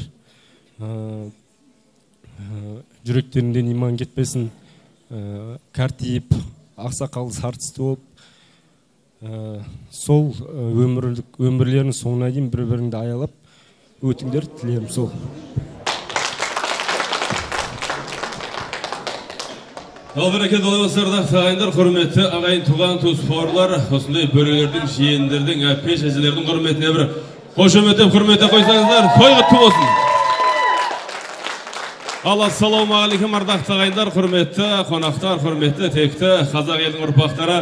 Бүгін мінекей түрікпендердің елінде, түрікпендердің жерінде, түрікпендердің төрінде дөбірлеген тойымыз болып атқан жайы бар. Той тағы да құтты болсын ағайын, жастар бақытты болсын. Енді мына атамыз қазақ айтқан екен ғой, мына жиенім менің жиенім, жиенім үшін күйемін бөле, бүгінгі тойдың расходын тең жартысын төле деген екен. Енді мына маған повезло, мен үшін күйеді екен, мына бөлелер бүгінгі тойдың расходын тең жартысын төлейді екен деп қояйық. Бөлелеріміз аман болсын. Той қыласын. Енді мына төрімізге шығып атқан құрметті құда-құдағилар, қош келіп атсыздар. Келген қадамдарыңызға гүл бітсін, жүздеріңізге нұр бітсін. Құдалықтарыңыз 1000 жылдық, күйеу балаларыңыз 100 жылдық болсын.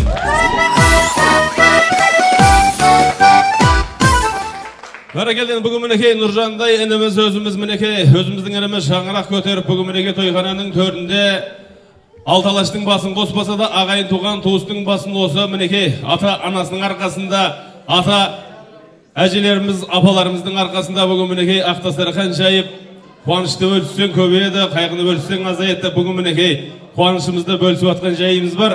Енді мына жалпы айтады екен ғой, мына жігіттің өзінің бір үш жұрты болады екен. Мына өз жұрты, қайын жұрты және нағаш жұрт дейді. Бүгін мінекей осы біздің нағаш жұртында, менің нағаш жұртында дүбірлеген той тағы да құтты болсын деген біледі.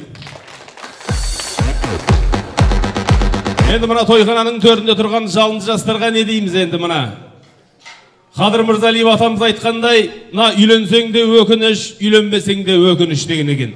Мына үйленсең өзің құрисың, үйленбесең ұрпағың құрайды деген екен. Бүгін мінекей үйленіп Нұржан бойдақтарға жақсылықты ұқтырасың, енді мәңгі бақи мінекей шарапаттай тұтқынға бір тұтыласың. Енді мына налево, направо деген әңгіме жоқ. Шарапаттай келіншегің роддомға кеткен кезде құтырасың. Мына месендерге тілеймін аманшылық, үйлеріңді табалмасын жаманшылық. Жыл сайын бір балаға көбейіңдер, осы мінекей шарапаттай келіншегіңнің құрсағынан бір бала шығып. Мына екеуің жұптарыңды жазбай, тура аққумен қаздай, тек қана вперед, цепленемен газдай, бақытты болыңдар. Бәрекелді тойға ортақ біз сөйлей берсек, баяндама тұра берсек, аялдама болар ардақты ағайындар. Ал Апек ағамыз, өлет әдеміз той құтты болсын, келіндеріңіз құтты болсын, құдаларыңыз құтты болсын. Мына жеңісті күндерде жүздескенше, болайық аман кездескенше, басымыз аман, деніміз сау болсын, тағы да осындай бір дөбілі тойларда кездескенше. Ал енді ардақты ағайын мінекей ағайын туыстың атынан керемет ақ тілегін білдірген осы ауылдың абыройлы азаматы, азамат десе азамат деп Азекеңе бір қошемет ұрып қойыңыздар ардақты ағайын. Ал қуаныш шаттықтарың ұзағынан болсын дейміз. Енді баршамыз ортада әсем билеп бар дастархан басына жайғаса, себебі екі жастың да керемет бейне көзайым болсақ деп отырмыз. Рұқсат болса әрине сіздерде. Келіңіздер тойтарына жайғасыңыздар.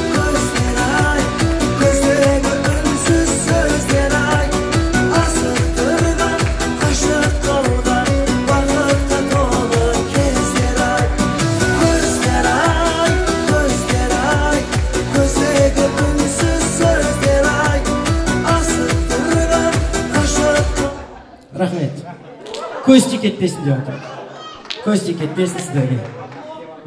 Ал, Нұреке, жұбайыңызбен бірге ортаға шақырсақ сіздерді. Жүргенім қатпенде жасырғаным, жыласаң да күлсең де қасыңдамын, бақыт емей немене басыңдағын. Нұреке, осында бір жүрек жарды бір сізге сұрақ қойсам деп отырмын. Өзіңіздің қасыңыздағы аяулы жарыңызды кім деп еркелетесіз? Жан-жарымды. Жан-жарым дейсіз ба? Сөйтіп еркелетесіз ба? Енді ол сіздің жан-жарыңыз деген ол кісінің статусы. Бір еркелететін бір ерекше бір атау болу керек қой. Ученый деген сияқты. Енді әр адамның өзінің азан шақырып қойған есімі бар, иә? Сізге Шарапат деген есімге мысалы байланысты, есіміне байланысты кім дейсіз? Мысалы, Гүлнарды Гуля деп еркелетеді, Жанарды Жанға деп еркелетеді деген сияқты ғой. Сіз кім деп еркелетесіз? Шакантайым. Шакантайым. Шакантайым? Шакантайым деп қояды, қошемет ұрайық ардақ. Не дейді? Бәрекелді, иә, не үшін айтып отырмын? Себебі менің де бір ағам бар, өзі Талдықорғанда тұрады, әйелінің аты Динара. 15 жыл бойы ол кісіді дикусе деп жүрген, қазір динозаврым деп еркелетеді. Содан Құдай сақтасын, әрқашанда осылай еркелетіп жүре беріңіздер. Осы еркелетсеңіз, тек қана отбасыңыздың бір шуағы болады деген ниеттеміз. Ал енді ыңғайы келсе барша ағайынның алдында жігіттерден рұқсат болса, дайын болдық па? Қанекей мінекей мына жүректің ортасына келсеңіздер, ұстасқан қолдарыңызды ажыратпай осы ортада бір әсем вальске кезек берсек, барша ағайын орнымыздан тұрмай, қошемет ұрайық. Енді ардақты ағайын, былай жасайықшы, баршамыз телефонымыздың фонарын қосайықшы қанекей. Барма сенде жақын жан, қандай ғажап өзіңмен жаным, таңымда тұрған жан сырымды ұғатын, сүйеніш боп тұратын, сағынғанда күн боп алдымнан күліп шығатын.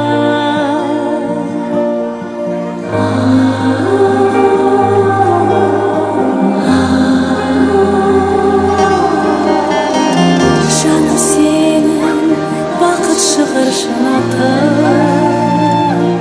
сүйші мені ғана, жүрегіммен махаббаттың демін ала. Сүйші мені ғана, мен сүйейін сені ғана. Сүйші мені ғана, жүрегіммен махаббаттың демін ала. Сүйші мені ғана, мен сүйейін сені ғана. Болашаққа жол ашқан бағытымыз көк аспан, сабырың бар еркелеріме егіз жарасқан. Сөнбесінші бұл сезім, сүйгенімді біл сезін, жаңа өмірге жетелеп жаным, жүрші бір өзің.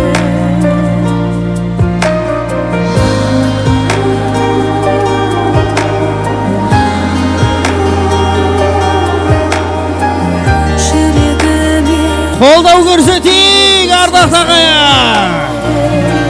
Сүйші мені ғана, жүрегіммен махаббаттың демін ала. Сүйші мені ғана, мен сүйейін сені ғана. Сүйші мені ғана, жүрегіммен махаббаттың демін ала. Сүйші мені ғана, мен сүйейін сені ғана.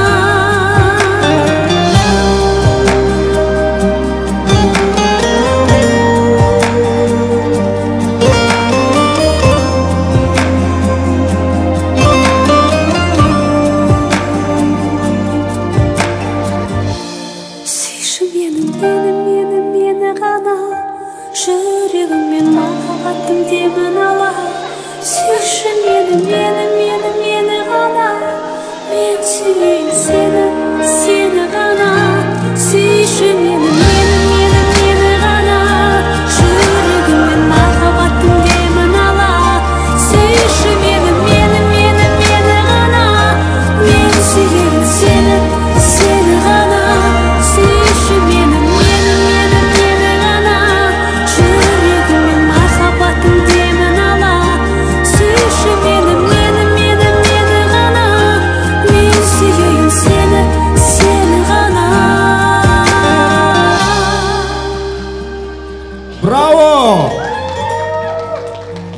бәрекелді, рахмет.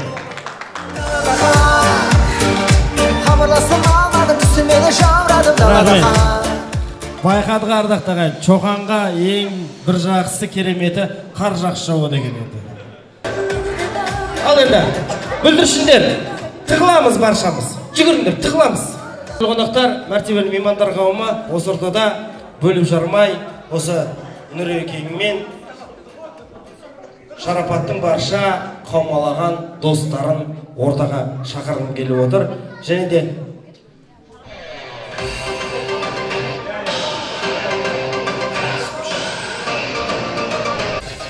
екі жастың достарын, мен досымын деген азаматтарды ортаға шақырамыз.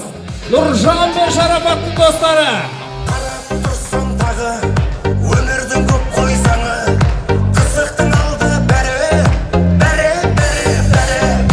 Қарап тұрсың тағы, достарым өмір сәні, аман болсын бәрі.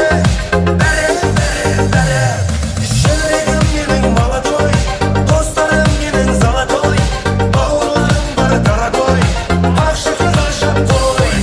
Жүрегім менің молодой, достарым менің золотой, бауырларым бар дорогой, ақшығы ғажап қой.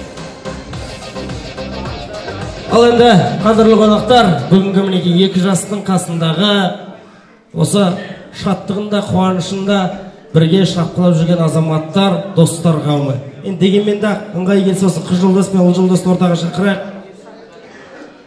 Кезекті өздеріңізден бастасақ, себебі осы Нұржан мен Шарапаттың қуанышында бірдей шапқылап, бірге отырып, таңның атысынан бірге жүрсіздер. Сіздердің сөз басын өздеріңіз бастаңыздар, қалған достар жалғастырсын, келіңіздер. Нұржан досым, тойың құтты болсын. Апайға, Гүлмира тәте, сіздерге де тойларыңыз құтты болсын дейміз. Бауырым, не деймін, осы өмірде бар жақсылық тілеймін. Алла тағала екі дүниенің бақытын сыйласын, артыңнан өмірлі шүбі ұрпақтар ере берсін. Бақытты бол досым. Көп тілек тілеп жатырған, солардың бәріне қосыламыз. Біз айтатын тілекте қамат соңында. Апа, Апегаға, Гүлмира тәте, бүгінгі жасап жатқан тойларыңыз құтты болсын. Нұржан көке, Шарапат жеңге, сіздерге өмірдегі тек қана бақытты тілеймін. 11 жыл бірге оққан сыныптасым еді, енді жеңгем болды, мен қуаныштымын. Екеуіңізден жүздеріңізден күлкі кетпесін. Әрқашан осылай күлімдеген жүздеріңізбен айналаға шуақ сыйлап, күлкі сыйлап, әрдайым бақыт сыйлап жүріңіздер. Сіздерге сенемін, сіздер үлгілі және бақытты отбасылардың бірі боласыздар. Бақытты болыңыздар.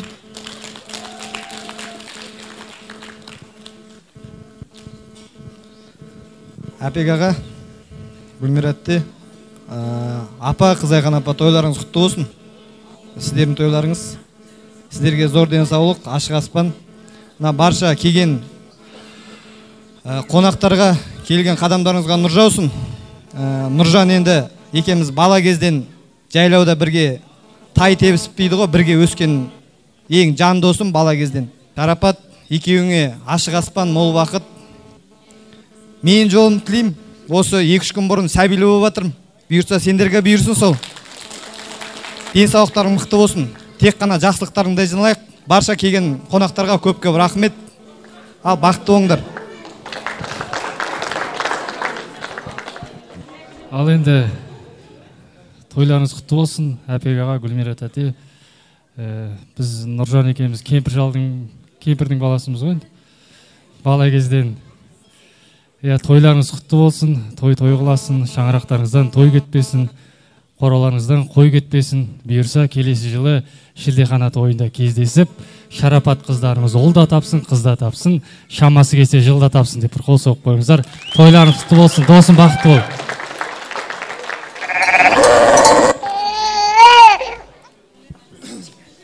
Ассалаумағалейкум, тойға жиналған қауым. Нұржан, Шарапат, бүгінгі тойларың құтты болсын, бақытты болыңдар. Тек қана ашық аспан. Апегаға, тәте, тойларыңыз құтты болсын. Келесі жылы Нұрлан айтқандай келесі жылы шілде тойға келейік. Бақытты болыңыздар.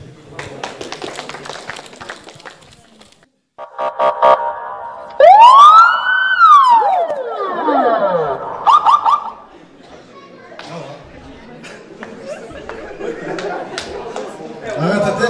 Тойларыңыз құтты болсын. Бүткіл Чоқан ауылы тойларыңыз құтты болсын. Өзім ойлаймын, той әдемі өтіп жатыр, ойдағыдай өтіп жатыр деп ойлаймын. Мына тойдың әңгімесі былай ғой. Мына Нұржан досым өзі сабырлы ғой, сабырлығы шексіз ғой. Бұл жігіт тойға тамадаға сөйлесіп, маған айтады, звондайды, бір ай бұрын. Достарың бар еді ғой, тамада сөйлесейік, тойға деп. Жарайды деп кейін тамадаға сөйлесіп.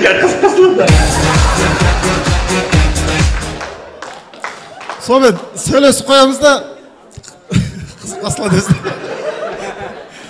Сонымен жүрмін, Нұржанға звондайды екен, анаған айтып қойын, не болды екен, басқа тамада тауып ма деп. Жүріп, тамада маған звондайды, той қалай болады, не істейміз, бет ашар бола ма деп. Хабарласайыншы деп қойым, кейде звондаймын, алмай қалады. Үйтпейді, осы бір апта қағанда звондаймын ғой. Сөйтсем, бетін баяғыда ашып сатып қой дейді. Сонымен келе берсін, болды дейді, болды деп, бүгін ғана келді ғой тамада сонымен. Братан, қойсай. Өзіміздің арамызда сыйлы бауырымыздың бірі ғой бұл жігіт. Дос таңдау үшін достың досына қарау керек дейді ғой. Өшін бақыт беріңіз бол.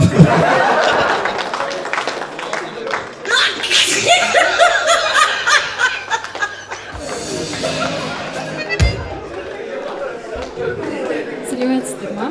Нұржан, Шарапат, бүгінгі тойларың құтты болсын. Жастарыңыз ақ болсын, ауырмаңдар, бақытты болыңдар. Сол өбірлі шүбірлі болыңдар, бала шағаларың көп болсын. Шапақ бүгінгі үлгілі отбасы, және де үлгілі келін бол. Сол, бақыт тілеймін. Тіліңден айналдым, сайраған тіліңден.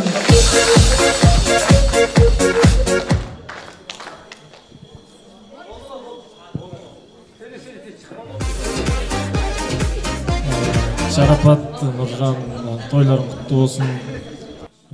Бақытты болыңдар, өбірлі шүбірлі болыңдар. Апек аға, Гүлжан тәте, жасап отқан тойларыңыз құтты болсын.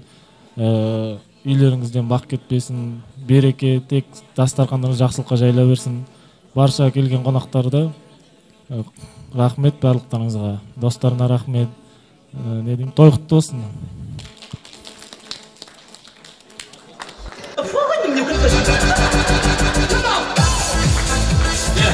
Достарға ома, айтамыз ба?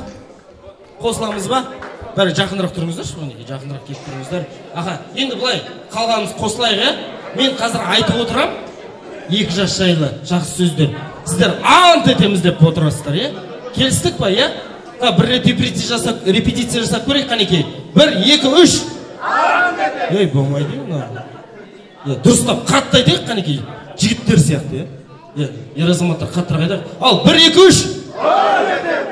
2 жаста әрқашанда демеп тұруға, әрқашанда қолдап тұруға, ұрысқанда қосуға, кредитін төлеп тұруға.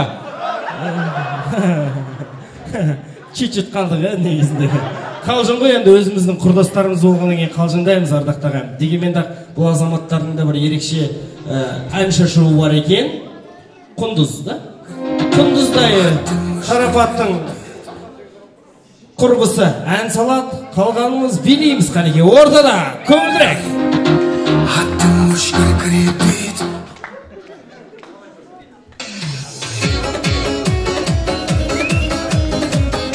Шоқан ауылының жастары, достар көңілдірек. Көзімде далайды, ажарың арайлы, әмірім жүрмеген жүрегім қалайды. Кейде сен қаттысың, кейде тым тәттісің, мен сүйген ару қыз, сен маған бақпысың. Ей, жүрегім айықсың, сезімді бағала, сен маған лайықсың, басқаға қарама. Аққудан аумайсың, көңілім толама, гүл берсем алмайсың, осылай болама.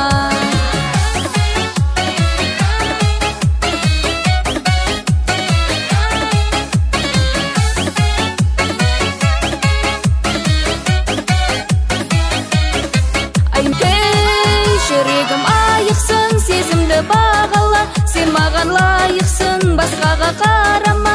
Аққудан аумайсың, көңілім толама, гүл берсем алмайсың, осылай болама.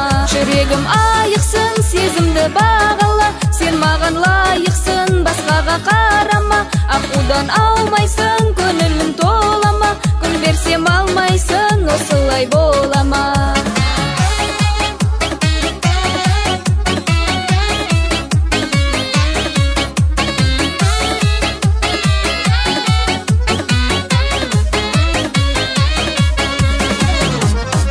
Жүрегім айықсын, сезімді бағала, сен маған лайықсың, басқаға қарама, ақудан аумайсың, көңілің толама, гүл берсем алмайсың, осылай болама.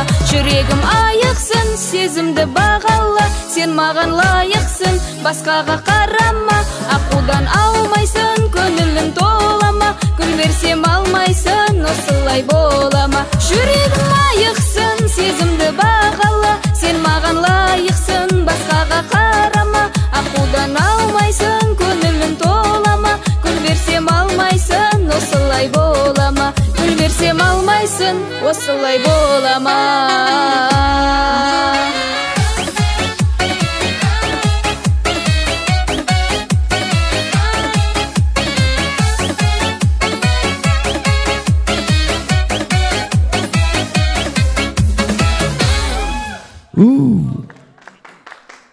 Көп рахмет. Ал енді құрметті достар, дастархан басына жайғасайық, келіңіздер.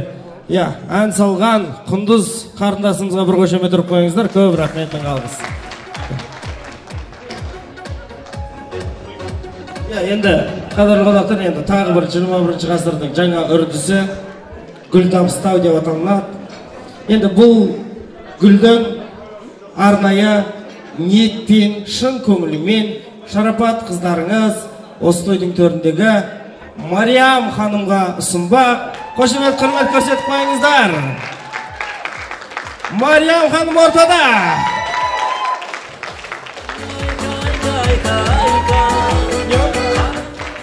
Не қатырып алсаңыз болады? Ал, ұсынып қойыңыз.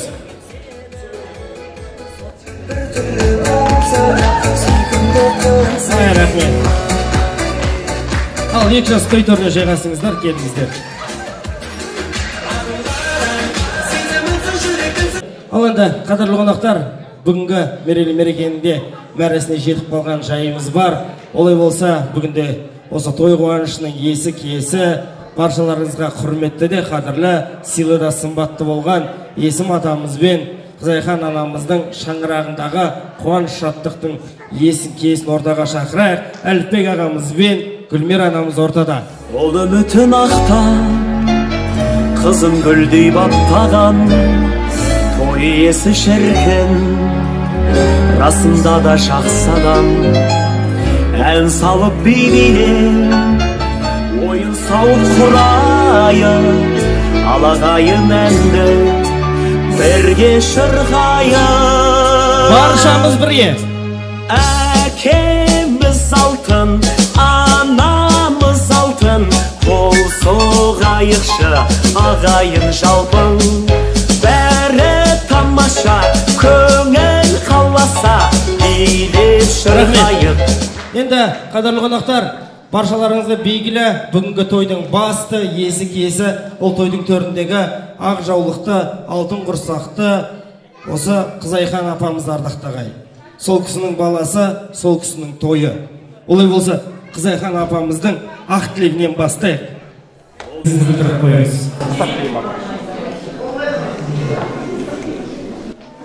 Не айтамыз мына тойға жиналған көпшілік.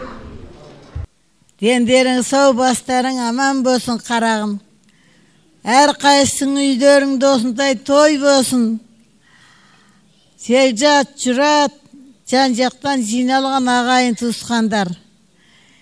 Енді екі балаға үлкен бақыт, кетпейтін дәулет, адал перзент тілеймін. Дені сау, бас аман болсын, ел аман болсын, жұрт тыныш болсын. Құдай патшаға нысап берсін, назаматтарға Құдай амандық берсін. Дендерің сау, бастарың аман болсын, екі балама жақсылық тілеймін. Шаңырағы биік, босағасы мықты, аузы нәсіпті, алды бесікті. Бір адал келін, адал бала болсын. Енді айтам, жастар ұзақ дендер сау болсын. Әумин. Берген батаңыз ақ тілегіңізге рахмет. Енді апа, қыздың жасы 18-де ғой, дегенмен де қаншаға келдіңіз? Қаншаға келдіңіз, апа? Кіммен ба? Иә, сіз қаншаға келдіңіз? 87-88-ге келдім ғой, әке. 88 ба? 88. Жас көрінесіз, апа? Жас көрінесіз. Әлі бір 86-85-тегі дейсіз. Жас көп жүре беріңіз, апа. Апа, мені таныдыңыз ба? Жоқ, танымадым. Танымадыңыз ба, точно? Апа, мен сіздің қыз ұзатуыңызды жүргізіп едім ғой. Қалжың, апа, сіздің жолыңыз жасыңызды берсін. Біз де сіз секілді осындай жасқа келейік, сіз секілді осындай перзент сүйейік, сіз секілді болайық. Осы 2 жас бұйырса, сіздің жолыңыз берсін. Келіңіз. Жатыр едім жайлауда, пішен шауы боу, ақ көйлегім сұлу болдай, жан бер жауыбай. Айтарыңды айтып қал, отырмын ертең жүргейлай. Көкке белегенде шау, көкке белек ұшады тау жебелеп. Осы тұрған ауылға бір келмейді, көбелектің қайткенмен заты бөлек. Шай көйлегім бір мөлоу, отырмын ертең жүргелоу. Айтарыңды айтып қал, отырмын ертең жүргелоу. Бәрекелді, жаным апа, аман болыңыз. Жасыңыз 100-ге келсін. Мінекей, ардақтаған қазақта жақсы сөз бар. Күлсең, кәріге гүл жарсын берсін дейді. Алла берсе осы апамыздың жасын бізге, сіздерге, ең болса осы 2 жасқа берсін дейміз. Нұржан, сен бақытты жансың, мен де бақытты жанмын. Себебі сен де бір кемпірдің, бір апаның, бір атаның баласысың. Мен де дәл сондай. Сіз секілді осы бір апа мен атаның мінекей шуақты тәрбиесін көрген, сол кісілердің еркесі болған азаматтың бірі менмін. Сіздің апаңыз мінекей бүгін 88-ге аяқ басып қуанып жатса, мінекей бүгін 9 қараша, былай қарасақ 12-ден кейін менің апамның туған күні. 79-ға келіп отыр менің апам. Бұйырса, менің де апам сіз секілді осы тойдың төрінде отыра берсін деген ниетім, тілегім бар. Ал енді ардақтаған қадірлі қонақтар, бүгінгі тойдың шуақты шаттықтың есілі кесі болған осы әкеміз бен анамызға ақ тілек кезегін сұнайық. Мархабат. Ал енді ағайын туыс, құдай жекжат, мен жақсылығымды бөлісуге келіп жатқандарыңызға көптен көп рахмет, мыңдан бір алғыс, келген қадамдарыңызға нұр жаусын. Ал құдалар, шыққан төрлеріңіз құтты болсын, әкелген бұйымдарыңызға рахмет. Бала шағаның аяғында, табанында тозуға Алла тағала нәсіп етсін. Бәрлердің үйдеріңізде осындай той болсын, әрқашанда тойда кездесуге Алла тағала нәсіп етсін. Ал енді 2 жасқа тілерім, шаңырақтары биік, керегелері кең, бір жақсы отбасы болуға Алла тағала нәсіп етсін. Алдындағы әкпелерінің жолын берсін, артындағы сіңлілері, інілері осындай семья болсақ деп армандайтындай семья болуға Алла тағала нәсіп етсін. Аспандары ашық, замандары тыныш болсын. Осындай ашық аспан, тыныш заманда бақытты ғұмыр кешуге Алла тағала нәсіп етсін. Ал енді біріншіден ағайын туысыма осындай жақсылығымды бөлісіп, білмеген жерімді ақылын айтып, кемшілігімді толтырып отырған ағайын туысқанымды бөлмей, әкпе, жезде, бауырларыма мың алғыс, жеңгелеріме, жиендеріме, жігіттің жақсы болар нағашысынан дейді. Жиендеріміздің бәрі енді өз жұрты болсын, нағаш жұрты болсын, жаман емес. Аузымызды толтырып айтатындай жаңа сөйлеп жатыр. оған да біз қуаныштымыз. Мына апасы сияқты бір жақсы ана болуға Алла Тағала шарапатқа нәсіп етсін. Мына қызды ата-анасы емес түскен жер мақтасын дейді. Сонда қандай қыз тәрбиелегенімізді білеміз дейді. Мынандай қыз тәрбиелеп бізге беріп отырғандарыңызға көптен көп рахмет. Білмегенінен білгені көп. Енді шамамыз келгенше жасап жатырмыз. Кем кешілігі болса кешіріңіздер. Басқа не енді ар жағы енді мына спонсор болғаннан кейін өзің ашылып та сөйлей алмайды екенсіз. Бір жерін білдіріп қоямыз ба деп, мына анамыздың баласы, енді мен інім сияқты. Енді тек қана жақсылық тұрамын, үйлердің бәрі той болсын. Ар жағын енді Алламның аманаты жан жарым Гүлмира жалғастырады. Ал енді құдалар, төрдегі орындарыңыз құтты болсын, аман болыңыздар, дендеріңіз сау болсын, сіздердің үйлеріңізде осындай той болсын. Енді екі балаға тілерім шаңырағының төрінен ырыс, береке, бақыт кетпесін, баланың жаңағы күлкісі кетпесін шаңырағынан, дендері сау, бастар аман боп, аман есен жүре берсін. Ал енді не деймін, бүгін келген алтын уақыттарыңызды бөліп келгендеріңізге рахмет, біздің қуанышымызды бөліп. Не деймін, енді ол бір адамның қолынан келмейді, той жасау өте қиын. Жаңағы ағайын туысыма рахмет айтам, апама рахмет айтам, көп қыз туған. Осы қыздардың арқасында бүгін тойды өткізіп отырмыз. Қайнап келеріме, қайнағаларыма, қайындарыма, жиендерге, бәріне рахмет айтып, басымды ием. Рахмет. Ал енді ардақтаған қадірлі қонақтар, бедеген кетсе бел қалар, бейін кетсе ел қалар, ынтымағымен берекен кетсе нен қалар дейді. Олай болса бетегелі бел болайық, ынтымағы жарасқан, осындай керемет ел болайық, үрім бұтақтарыңыз аман болсын, қой үстіне бозторғай жұмыртқалаған заман болсын дейміз. Енді ардақтаған қадірлі қонақтар, бүгінде сіздер үшін аянбай еңбек еткен барша азаматтарға игіліктеріне мың алғыс білдіріп бағасын беріп қойсаңыздар. Ең бастысы ардақтағайын 18 мың қаламның жаратушысы, осындай сәуле беріп жарық қылған, азық беріп қарық қылған баршамыздың осындай барымызға, нарымызға шүкіршілік етіп, Алла Тағалаға мың алғыс шүкір етейік ардақтағайын. Кейіннен осындай зәулім сарай, сәулетті сарай ұсынып, баршаларыңызға той қуанышындағы қызмет жасаған барша мейрамхананың администрация поварларына, даяшы ұл қыздарға мың алғыс қошемет ұрып қояйық. Бүгінгі кеште арнайы видеокамераға түсіріп жүрген азаматқа мың алғыс қошемет ұрайық ардақтағайын. Бүгінгі кештің маэстро, әншісі алдарыңызға, Асқаттай ұлдарыңызға қошемет ұрыңыздар. Енді қадірлі қонақтар, әр елдің салты басқа, иттері қара қасқа дейді. Бүгінгі таңда осы Жазиралы Жаркент Байсуан елінен сіздердің Шоқан ауылына арнайы ат басын бұрып, мінекей Нұрландай досымыздың бір ауыз сөзіне келіп жатқан жайымыз бар ардақтағайын. Енді әр жақтың тойының өзінің салты дәстүрі әртүрлі болады. Біздің енді біліп білмей кеткен қателік кемшіліктеріміз болса, жаңылмайтын жақ, сүрінбейтін тұяқ болмайды ардақтағайын.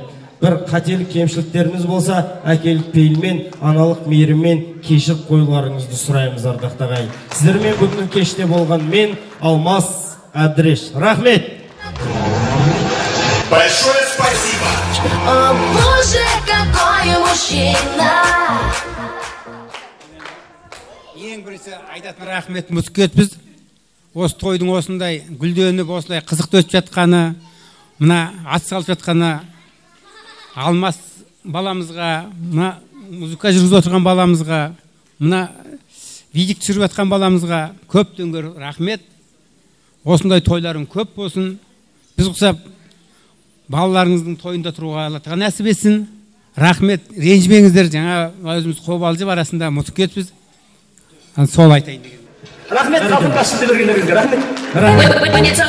Рахмет. Енді ардақтаған қадірлі қонақтар, бүгінде бір жақсы барша елге, жұртқа, бір дүйім жұртқа үлгі болатындай отбасыда той деп білеміз ардақтағайын.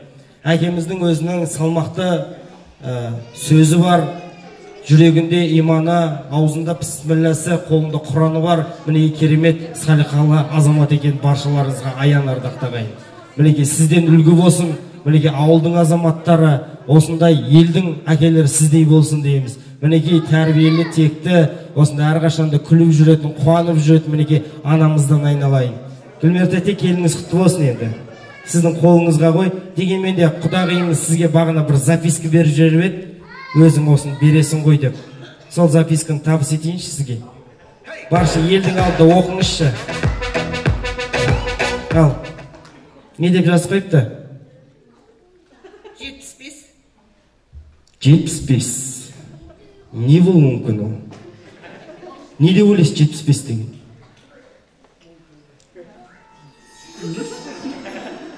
Жетпіс бестегі не деп ойлайсыздар? Ау? Сағат? Ау? Цифра 75, сан ғой енді. Бұл дегеніңіз сізге енді әрбір қазіргі таңда 21 жасында сондай болып кеттік қой. Бірдеңке алсақ болды, обязательно оның срок годности бар. Оның обязательно оның несі бар андай? Срок годности бар. Оның жарамдық уақыты деп отыр. Ол гарантия енді. Біздің құдағимыз бұл записканы бекер берген жоқ. Бұйырса Шарапатқа 75 жыл гарантия беріп отыр. 75 жыл гарантия. Тәрбиелеп, дұрыстап, ақылын айтып 75 жыл гарантиямен берді. Если 75 жылдан кейін тілі шығып, тілі алмай бірдеңке болса, ол өзіңізден көріңіз. Бірақ 75 жылға дейін бұл кісі өз гарантия береді бұйырса. Гарантиямен алған келіңіз құтты болсын дейміз. Қалжың ғой ардақтағайын, біз енді қалжыңдап жатамыз. Енді айыпқа бұйырмаңыздар, қуаныш шаттық болсын деп тілейміз. Мінеке осындай халалынан, адалынан той жасағанның өзі бір ерлік қазіргі таңда. Жақсы үрдіс, жақсы дәстүр ардақтағайын. Осы дәстүр, осы үрдіс жалғасын деп тілейміз. Енді қадірлі қонақтар, мінеке осындай той иесінің сіздерге арнайы дайындалған той жұғысты болсын деген ниетімен ұсынылып атқан сыйлығы бар. Тобықтай алыңыздар, қорықпай, қазақтың поле чудесі алдарыңызда той бастар ардақтағайын. Тойда той бастар тарататын пакетті май ішкі пакет таратуды қойыңдар. Берсеңдер, нәрман 25 килограммдық нәрман пакет, чар пакет беріңдер. Салатты тәрелкісімен, алманы вазысымен салып алатта. Ана кемпір риза болып отыр. Той бастар!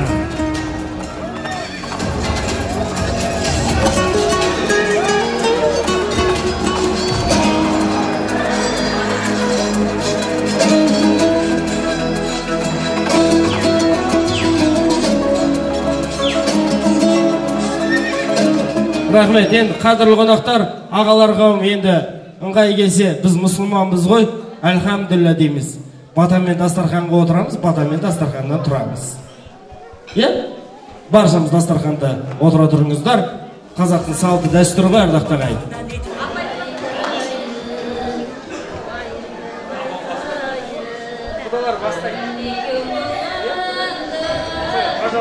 Менде айтайын, шарықтатып әнгесі, шарықтатып ұқу, жақсы әуенді аспанда, қалықтатып ұғай. Бірім екеу болғанда, бұл көпшілік ақыл, жақсы тілек айтудан жалықпасын ұғай. Уғайымды айтайын, ыңғайыңды байқайын. Ай, бәрекелді, рахмет аба. Мінеке, қадірлі қонақтар, мәртебелі меймандар қауымы, бүгінгі той өзінің мәресіне жетті. Той біткен жоқ, тойдың қуанышы шаттығы енді басталды деп біліңіздер. Себебі 2019 жастар жылында Нұржан мен Шарапат осы мемлекеттік бағдарламаға үлес қосып, мінеке жаңадан, мемлекет жаңадан шаңырақ көтеріп отыр. Қазақстан Республикасының жаңа отбасы құтты болсын дейміз. Енді бұйырса келесі той осы шаңырақта деп білесіздер, ардақты ағайын. Енді қадірлі қонақтар, үлкендер жағынан әумин деп бас қайырайық. Я Құдайым оңласын, қыздыр баба қолдасын, іш жамандық болмасын. Жаратқан ием бақ берсін, не берсе Алла нақ берсін, қырда жүрген қыздырды үйлеріне ап келсін. Екі бала бақытты болып, шаңырақтары биік босағасы берік болып, өбірлі чөбірлі болып, үйлерінде қара домалақ балалары Алла тағала біздің айтқанымыздай көп болсын. Мен айтқанымыз болсын. Ал енді қадірлі қонақтар, баршаларыңызға той құтты болсын. Ал мен үйге қайтам, сағындым мен береке толы үй үшін. Үйге қайтам, сағындым мен бөбектерімнің иісін. Үйге қайтам, сағындым мен асыл жарымның кешкі асын. Сұлулығын, қылықтарын айтпай-ақ қоям басқасын.